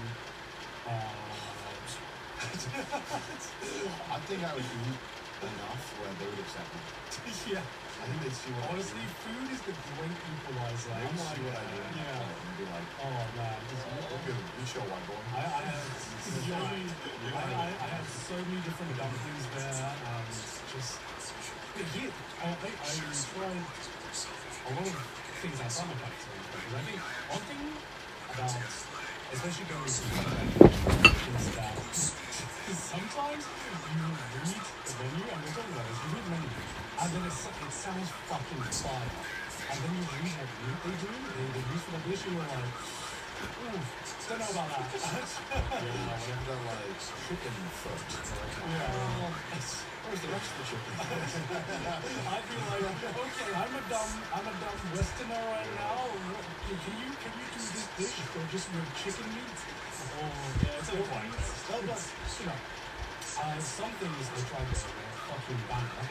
I don't know if it's going to be offended anyone, but it's like duck blood. Oh, yeah. I don't know. I don't know. We eat pig's blood. Black pudding is pig's blood. Yeah, dude, don't It's congealed pig's blood. I guess we do. Yeah, that's what I'm saying. We love duck blood thing. I think I've had duck blood before. Yeah. Not the soup though. That soup looks gnarly. I'm not gonna lie. No, it's like congealed duck blood. Oh, then it's probably similar to black pudding in some sense. And basically, it's you kind of put it in like a hot pot kind of thing. Oh, I think it. Oh, yes. Oh, you have this. Was it with the Szechuan like? I think so. This is Arby's cheesesteak with 100% Angus steak and melty Cooper cheese. Some say it's meat and cheese done right, and some people don't say anything because frankly it's rude to talk with your mouth full. Arby's, we have the meat. When I wake up in a nice place, I need the power of Old Spice. This place smells good.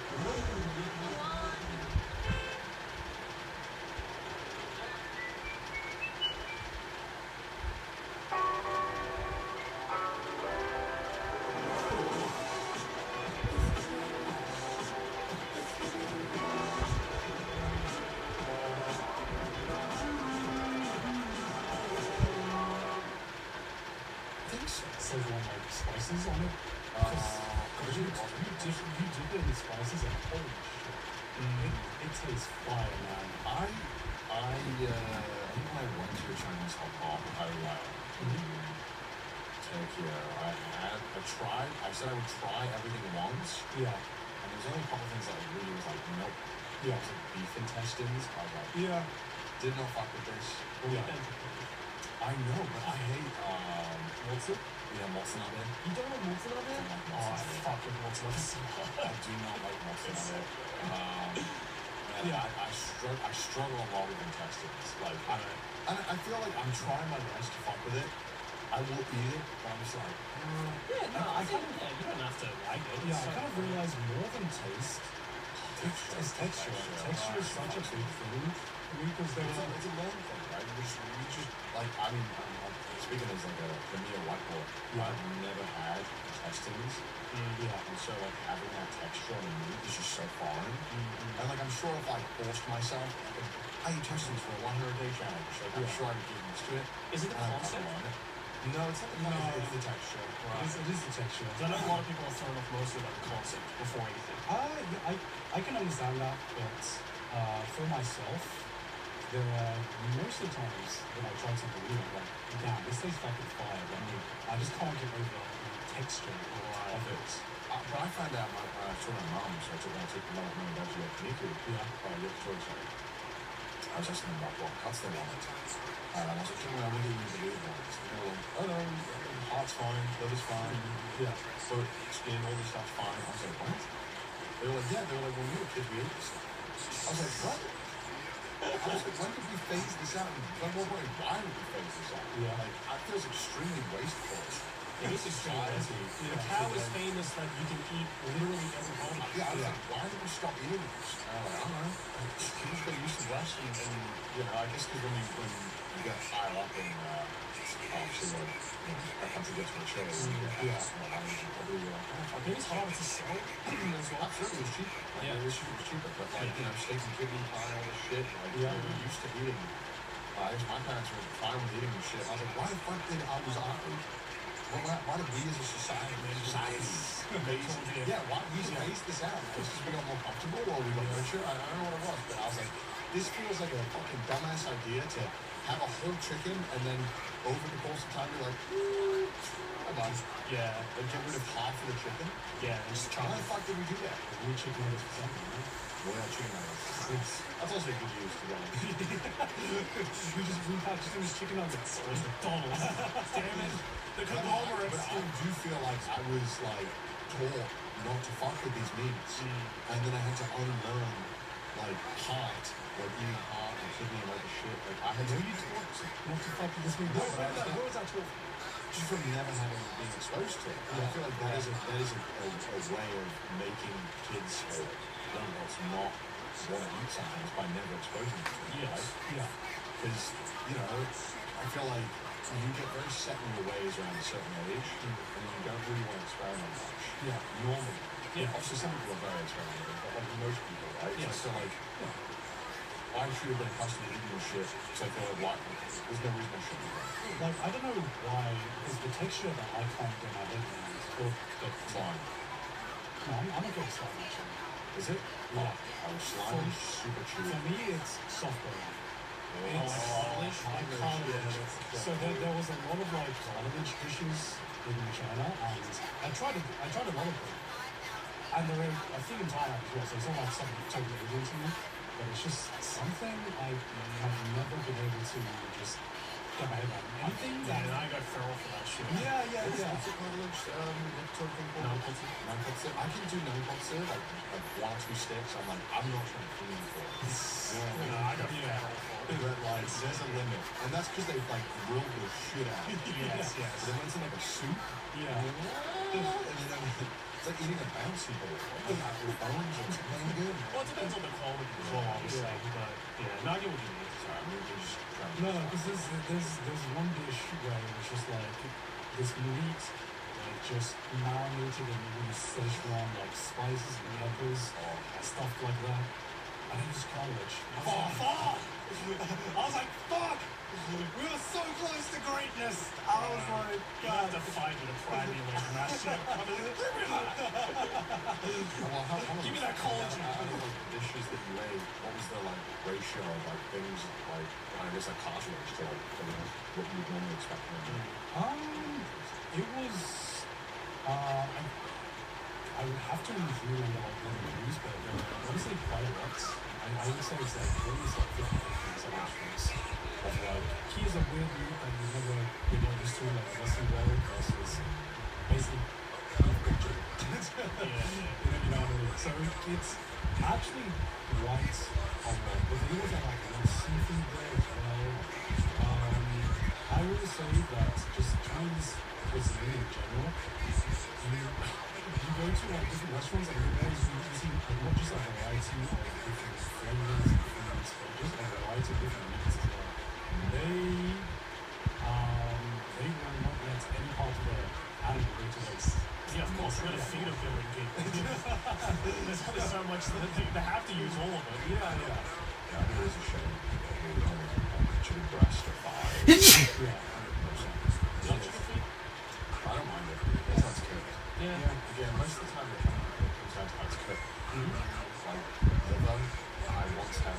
I know it's bad news. I had raw liver once. It was one of the workarounds because you can get super sick from liver and raw liver's like it's obviously not treated properly. And the workaround is some doctor or you can get in Japan or cook yourself.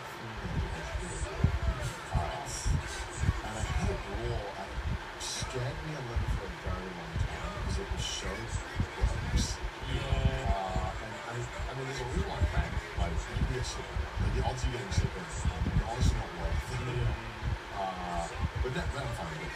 So what was the original question? I forgot. I don't remember, but liver's one of the few meats that I actually find something tasty. Oh yeah, chicken feet, yeah. I mean, when you have cheap liver, Even expensive liver. I've just never been a fan of liver in It's the aftertaste. It's like it's that dusty aftertaste that I just. It's like dusty and also like it's kind of like when you taste blood a little bit as well. Like the irony. Like sweat too much, and then you get like fucking gassed out. You do one cough and you're like, I'm done. Like that I flavor. like hard. Hard is really good. Hard's great. Hard's like got a nice amount of chew to it, and like very well seasoned. Hard is like halfway between liver and cod when it comes to like texture and opinion. Yeah. Which like is weird because I like that. But then again, if your friend takes you at one spot, and you know it's a not a great spot. Yeah. I'd just stick to the normal one. Yeah.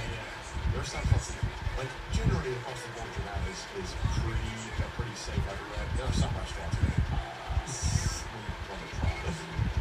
Some of that is just good. The vibe is off this place. You need to be eating intestines out. Normally it'll be like in the Shinjuku, right next door, like the like girls' bars or something. Like, I'm gonna take it. We'll have to go check. There's some pretty gnarly restaurants. It's not what I mean. But yeah, honest conclusion is China living in 2035. Honestly, kind of disappointed actually. Wow, you think you're marketing blood? I thought public transportable or you like cabin? well, talk about the transport. So I didn't use public transport, but in terms of just like, I guess, infrastructure, development, and everything like that there, it was not something that was 100% alien. You go out to Shanghai, and yes, you go outside, especially at night, and holy shit, there are so many lights, so many tall buildings. It was kind of like cyberpunk-y, but it was not unlike another major megacity. It was just more intense. A lot of big lights, a lot of people, a lot of everything. Small thing, in the app, Google, when it tells you how far the car is going to be. Well, on the DD app, when they're at a stoplight, you can literally see how long the stoplight is meant to be there for. So it'll count down on the app if they're stopped at like a red light. That's cool. I mean, unnecessary, but cool. Yeah. What's the point of that?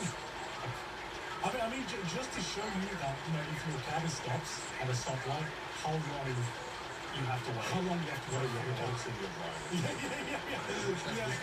Just checking. I'm like, bro, it went green 3 seconds ago. Why you not moving? Yeah, Chop, exactly. chop. Alipay was very convenient, but I thought about it. I'm like, man, so is contactless. Yeah. Copy your credit card for that? Visa, MasterCard, MasterCard's aren't really a thing. You can register it through Alipay, but you need to pay with Alipay. Right. Yeah. Yeah. And yeah, honestly, in terms of like China living in 2035, it's kind of like services that we have already used to in Japan, or even like a lot of other Asian countries, just a little bit more refined and a little bit slightly more convenient.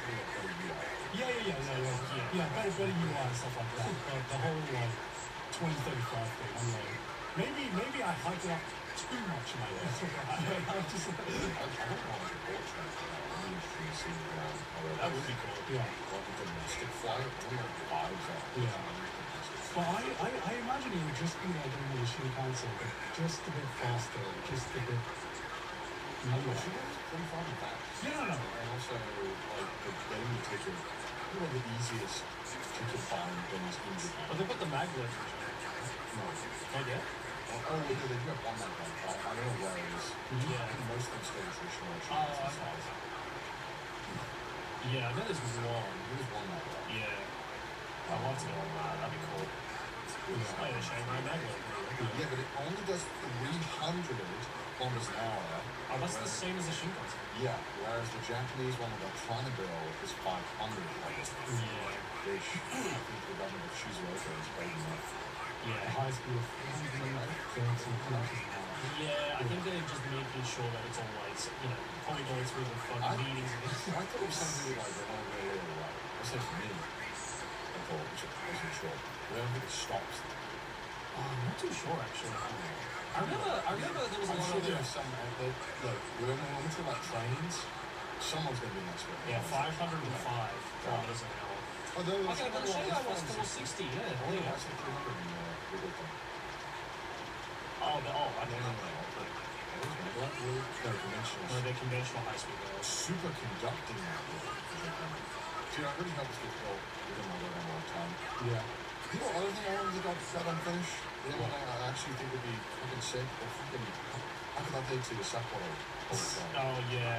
That would be such a big bullet train. I don't know why it got delayed like 5 years again. I mean, when they built that underwater tunnel that connected That's all the also way an to insane Mate. time. Yeah, That is an insane time to get. that was crazy. There's a giant bullet. If you get a bullet train from Hakodate, you would go on I feel like one of the longest underground water tunnels in the world. I think it is. Yeah. It is insane. You're in a tunnel for like an hour. It's so long. It's Amazing. kind of bonkers. Yeah. I'll see it on Thunder. That's it. Yeah. 53 kilometers. Woo! What was the UK channel? The UK to France channel tunnel. Oh, is that the one that goes across the? To 31 miles. Okay, that's right. That's right. Obviously, it's way smaller. It's still very impressive. Yeah, it's like Underwater tunnels are so sick. how do you begin to prove this? Yeah. Yeah, right. I don't know, I think the Romans figured it out. They always figured it out. You know, you watch those like those fucking 3D videos where they like show you what the Romans did. You're like, Yeah. that is nuts how someone figured that out. Yeah. They were just incredible. Yeah. Romans matrix. How often do you think that would go in?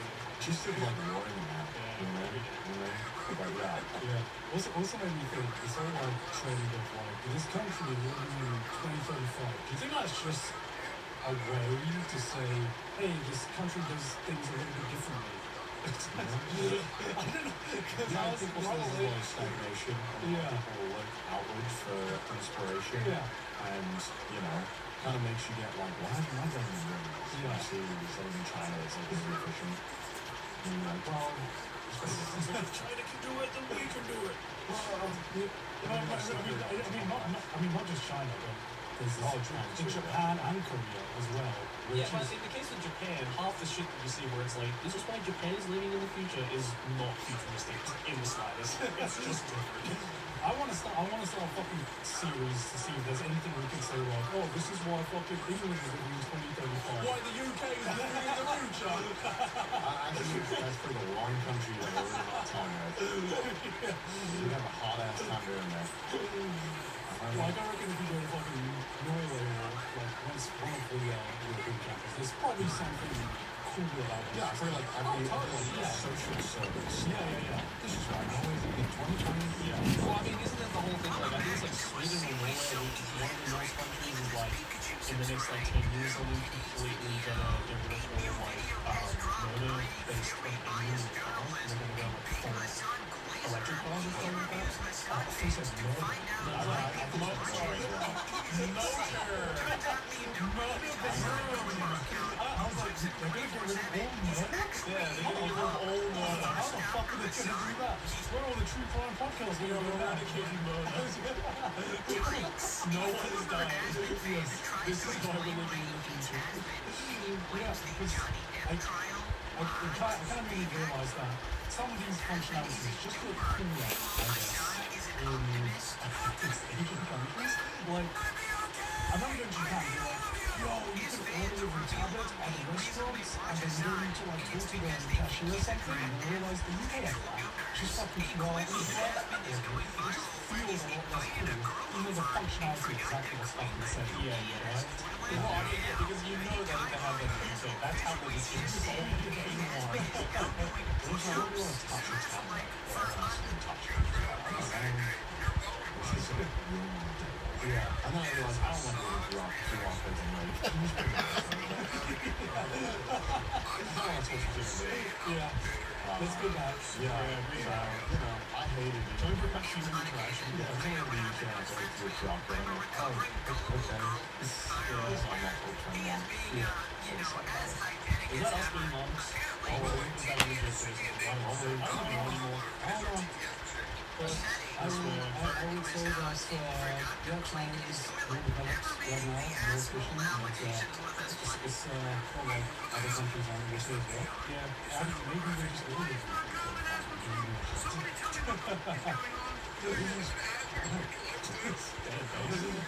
what the fuck?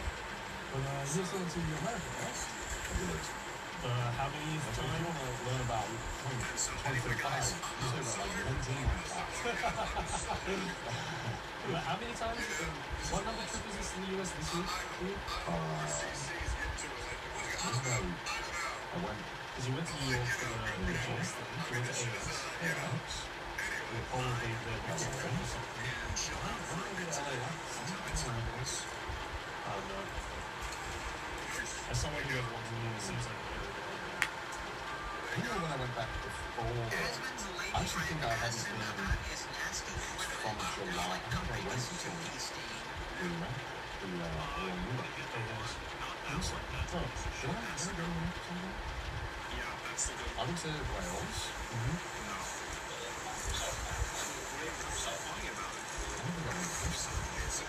You can tell by how many years of your mother. That's normally how you can tell. That's normally the indicator. so where did you go for this? I went for an anime convention with anime peoples. Oh, actually. Anaheim convention. Then yes, so I signed up to this maybe like You still do that shit? not really well, not really. You know, I kind of signed up to it quite a while ago. It sounds pretty fun. It's pretty fun, to be honest. Yeah, and once you go to LA, it's so easy. Just walk up to God's house and I mean, it's great for me because I don't have to order Uber Eats. Because Uber is amazing and cooks food. It's yummy and bakes desserts. So there's a stream set up in a bedroom. It's mine. Like, they're like a short bedroom. And it's great. So for me, it's just like a second home. You're basically doing this. Yeah, it's great. I just, you have to do my laundry. It's great. The reason why I'm doing America so often, like, if you were there and you saw how chill it was for me, I think you'd understand. It's easier than going to like my parents' house. It's like a holiday. Kind of, yeah, because they have a full, it's covered in full work from what I can do. It's super easy. So that's why I experience it. Yeah, it's like, it was in Anaheim, sorry, I was going from like LA to Anaheim every day. And it's like 15-minute drive, which is quite long. But then I got my Steam Deck. We played Monster Train 2, that was fine. And then Monster Train? Monster Train. So it's a kind of cool roguelike game I got into from, I got sent to on like a YouTube series. It's kind of fun. It's like Slay the Survivor, but more complicated. Very nice. So that's not what I'm doing. I did the anime convention. I haven't done a meeting for so long. Maybe like, I'm going to do some meeting working with you guys. That's what I'm doing. Cool? Cool? Just talking? No, just like, no. No, sort of. What do you mean by meeting? Like, you sit down and chat with people and people come. Yeah, I did this like 3 years ago. How long we hosted the 18 house party today? Yeah, that must have been it. I haven't done it really, that long. But not because like Because I hate those. but yeah, it was mainly because I kind of felt that you couldn't really talk to music. I kind of felt that. Because like, you kind of like, hi, hello, picture me. Yeah, you kind of like a meeting. And so, yeah, I felt like there was no room there to actually talk to chat with people. Whereas like if we're in line, like a conference with us, line went to a Dodgers game. And I got to have a 5-minute chat with him and actually have what I hopefully was a more meaningful conversation. I hope there's a better interaction with it. And so I kind of felt like I don't really want to do it, but then one of the stipulations of doing it for this convention was doing really so that was kind of nice that it was set. Only people who like signed up ahead of time could go. And it was nice because I got at least like 2 minutes of everyone. It was a little bit better. It was nice, but I hadn't done it in so long. It was really nice that you see like outside the door. I think if I did it all the time, I wouldn't copy it, but yeah, in the day, everything was really nice. So the convention was fine. It was chill. and then I did 5 days of IRL streaming. Yeah, I see that. Texas for 1 day. Okay. That's not. That was a lot. Yeah, no shit. Well, you know, the flight itself is kind of chill because domestic flights are kind of okay.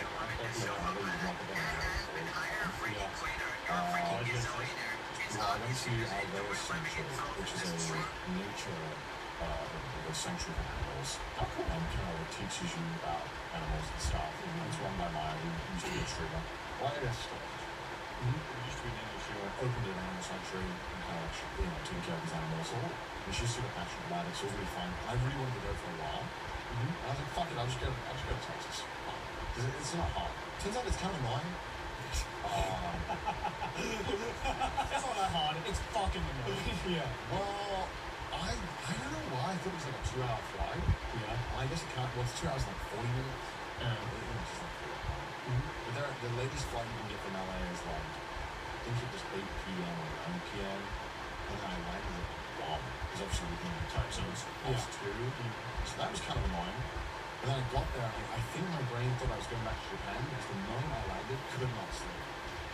And I nearly overslept in this hotel room which I was so right. Got to sleep at 7 a.m. Had to wake up at 8, missed my alarm, but of course I did. Woke up at 10, which was the latest I could wake up, and I panicked and was like, fuck. And then I had to commit from Uber driver, willing to go and make a bomb fucking noise. So it takes me out here because notice like this, so that was very stressful. I'm sweating in the big bag. Just to wake up late before work. Yeah. There's a level of pain that you get when you wake up late is unrivaled. Yeah. Like you feel like the world is collapsing and you have 5 minutes to figure it out. Because this is not. Yeah, I was very fortunate that I naturally woke up after 3 hours of sleep. Actually, I thought, fuck! I leave my phone on the bed silent. Except for alarm. So I have no vibration. You try to pull me, no vibration.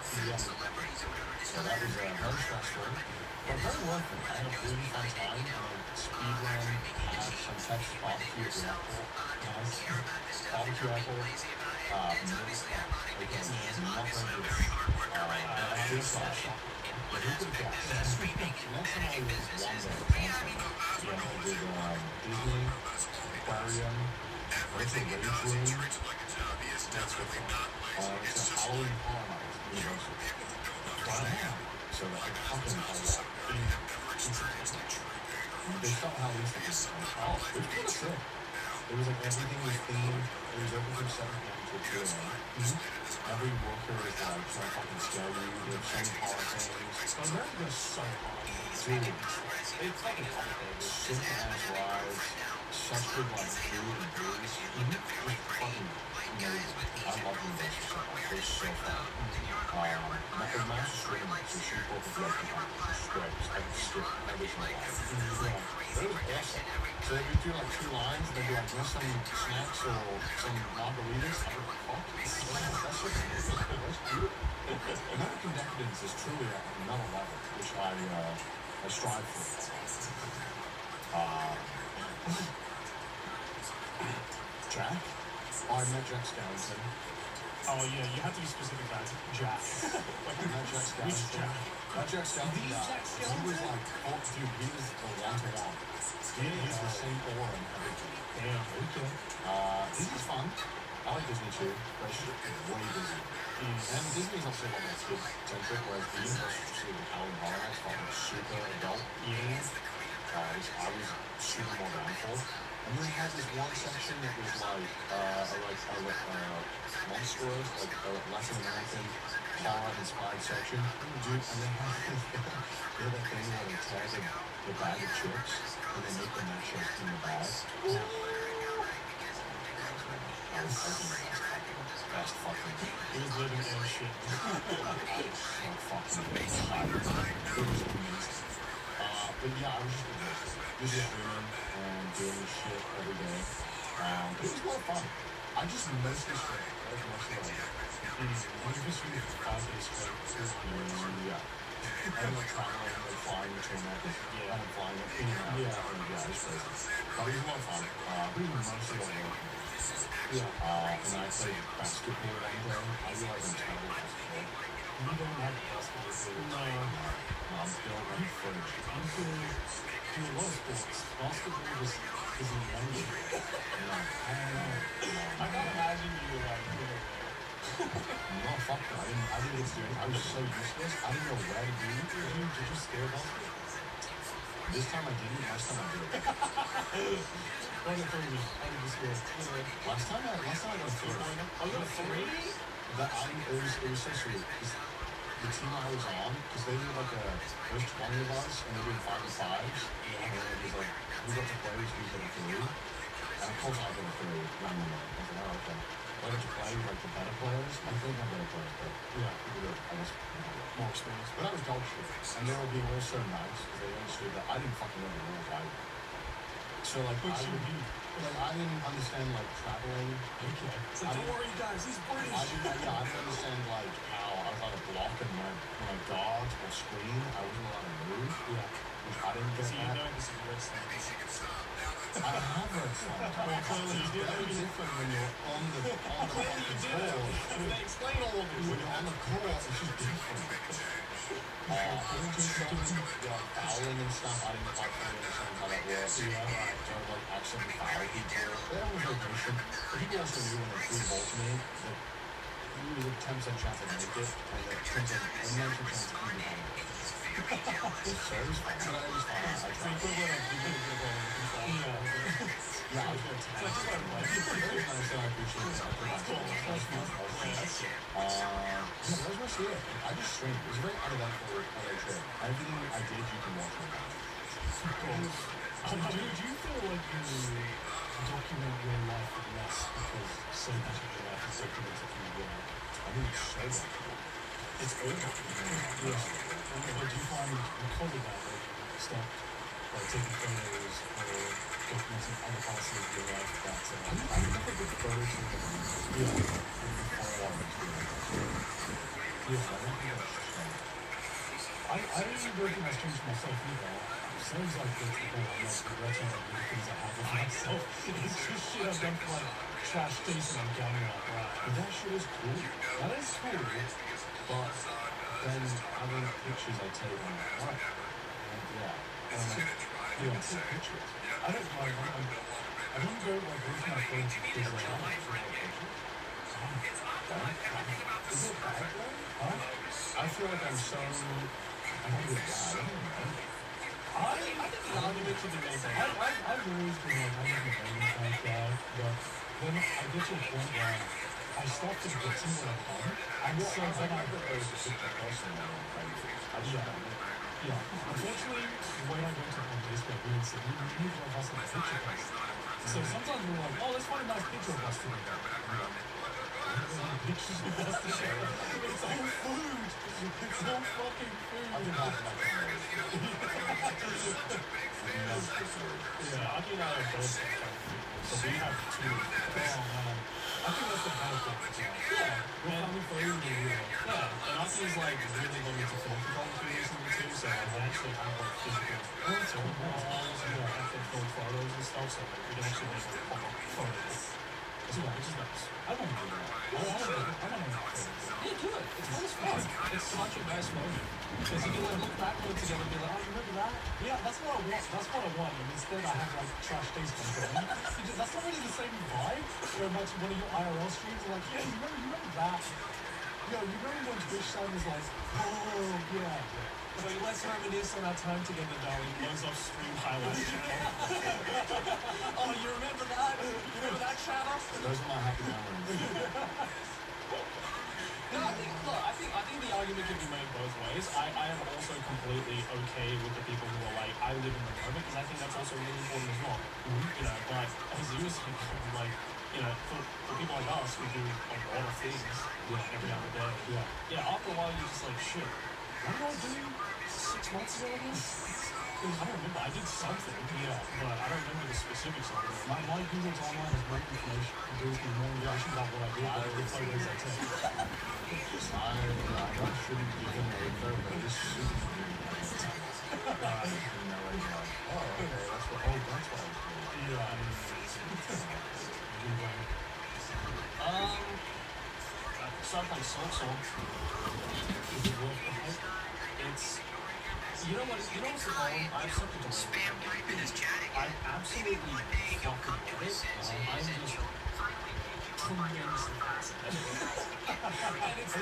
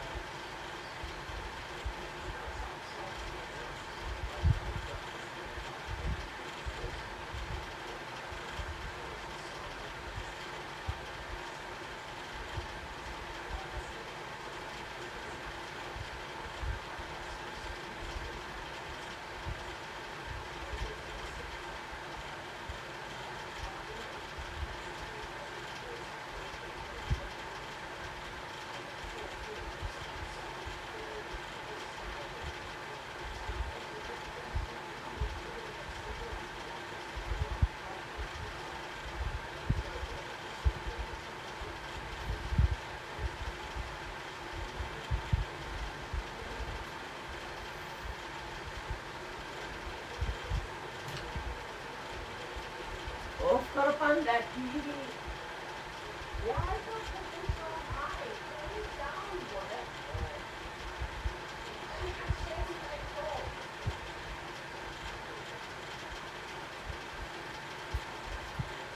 Also be that fan in the room.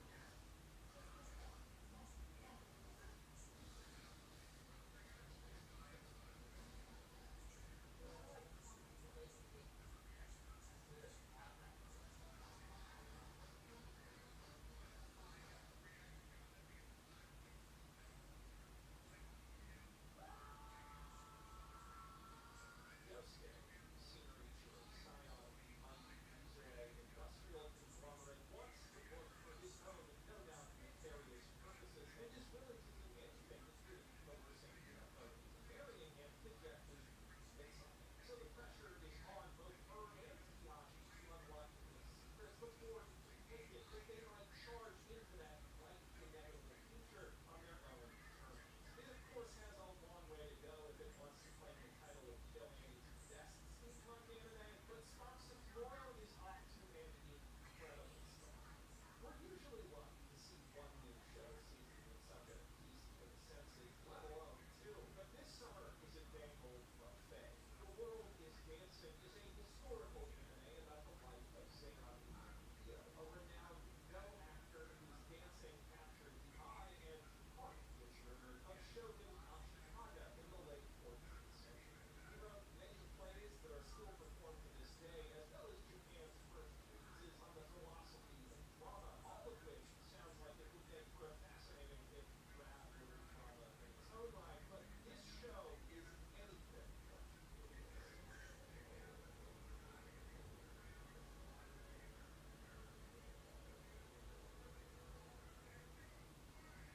We followed the virtuoso from his youngest days before he had a stage name and was known as Oniyasha, reluctant heir to the Saigon Council tree. A boy with little appreciation for either the art of dance or his father's harsh instruction. In it, until a chance encounter with a poverty-stricken sheriff, Yoshi helps him finally understand why men dance and sets his passion ablaze. An obsession with capturing the rhythm of the world with movements and finding new ways to express himself and advance the art form as a whole, the anime in turn captures through an evocative mix of different styles. Sidekick once again putting their infinite horse girl money glitch to beautiful use. Will that be enough to overcome the innate hype-generating disadvantages faced by a historical performing arts anime exclusively locked to Haikai?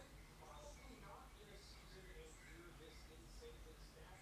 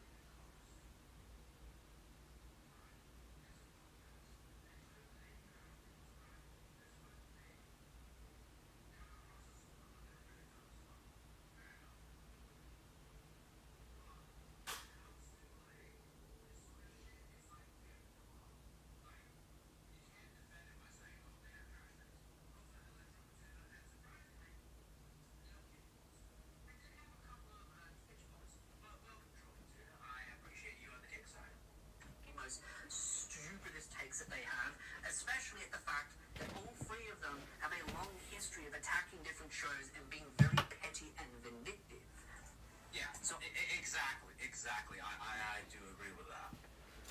I'm going to show you the actual clip itself. We're going to go over some comments. I'll show you some. Read them. Oh, hey, who's that handsome devil? That's the line. Huh? Who is that handsome devil? I wonder who that may be. Huh, it's a tiny down under. You know, maybe, guys, you should like, subscribe, and like follow this guy's channel, you know? I hear he's like a pretty cool guy. He's an Australian guy, but he's actually like one of the good ones, and like he's actually not too bad. Maybe you should guys just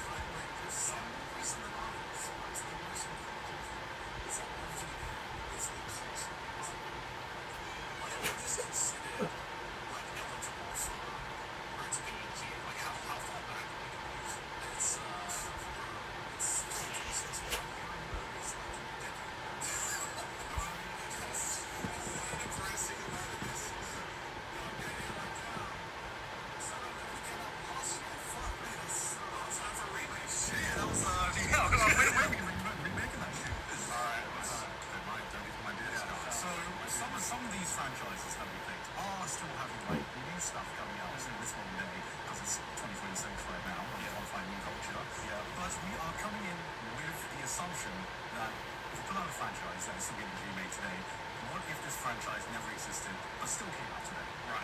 Okay. All right. The first one is. Did it age well? Ocarina of Time. Wow. Wow, Joey. Wow. Very relevant. Very relevant today. Damn. If you haven't been on the internet for the past month or so, then yeah, Ocarina of Time remake has just been confirmed by Nintendo, coming out this year. Yeah. Which is kind of crazy. Is it a Final Fantasy VII remake, or is it a Hero Combat Evolved 3? What do you mean? Is it like a 1-to-1, or is it? We've literally gotten 5 seconds of footage on it, so I have no idea. I think you'd mention it. No, Dad was Shigeru Miyamoto. Yeah, let me hurry up with that for a second, dude. Hello, Shitzy? Yeah, we only know, as of right now, there's only been We should Google this for a second. What? There might be information. I don't think there is. I don't think that really? Yeah. No, because the Nintendo Direct only came out last week. Maybe they lied. What do you mean? Maybe there's more info. I don't know. I mean, it was a remake that was rumored for the longest time, and I think it got leaked maybe a week before.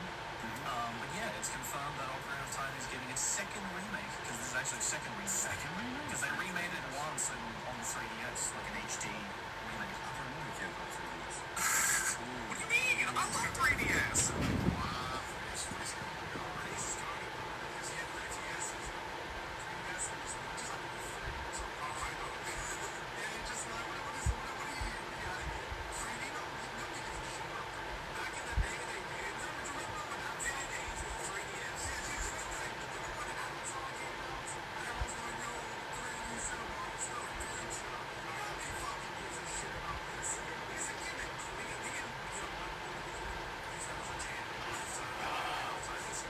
Wow.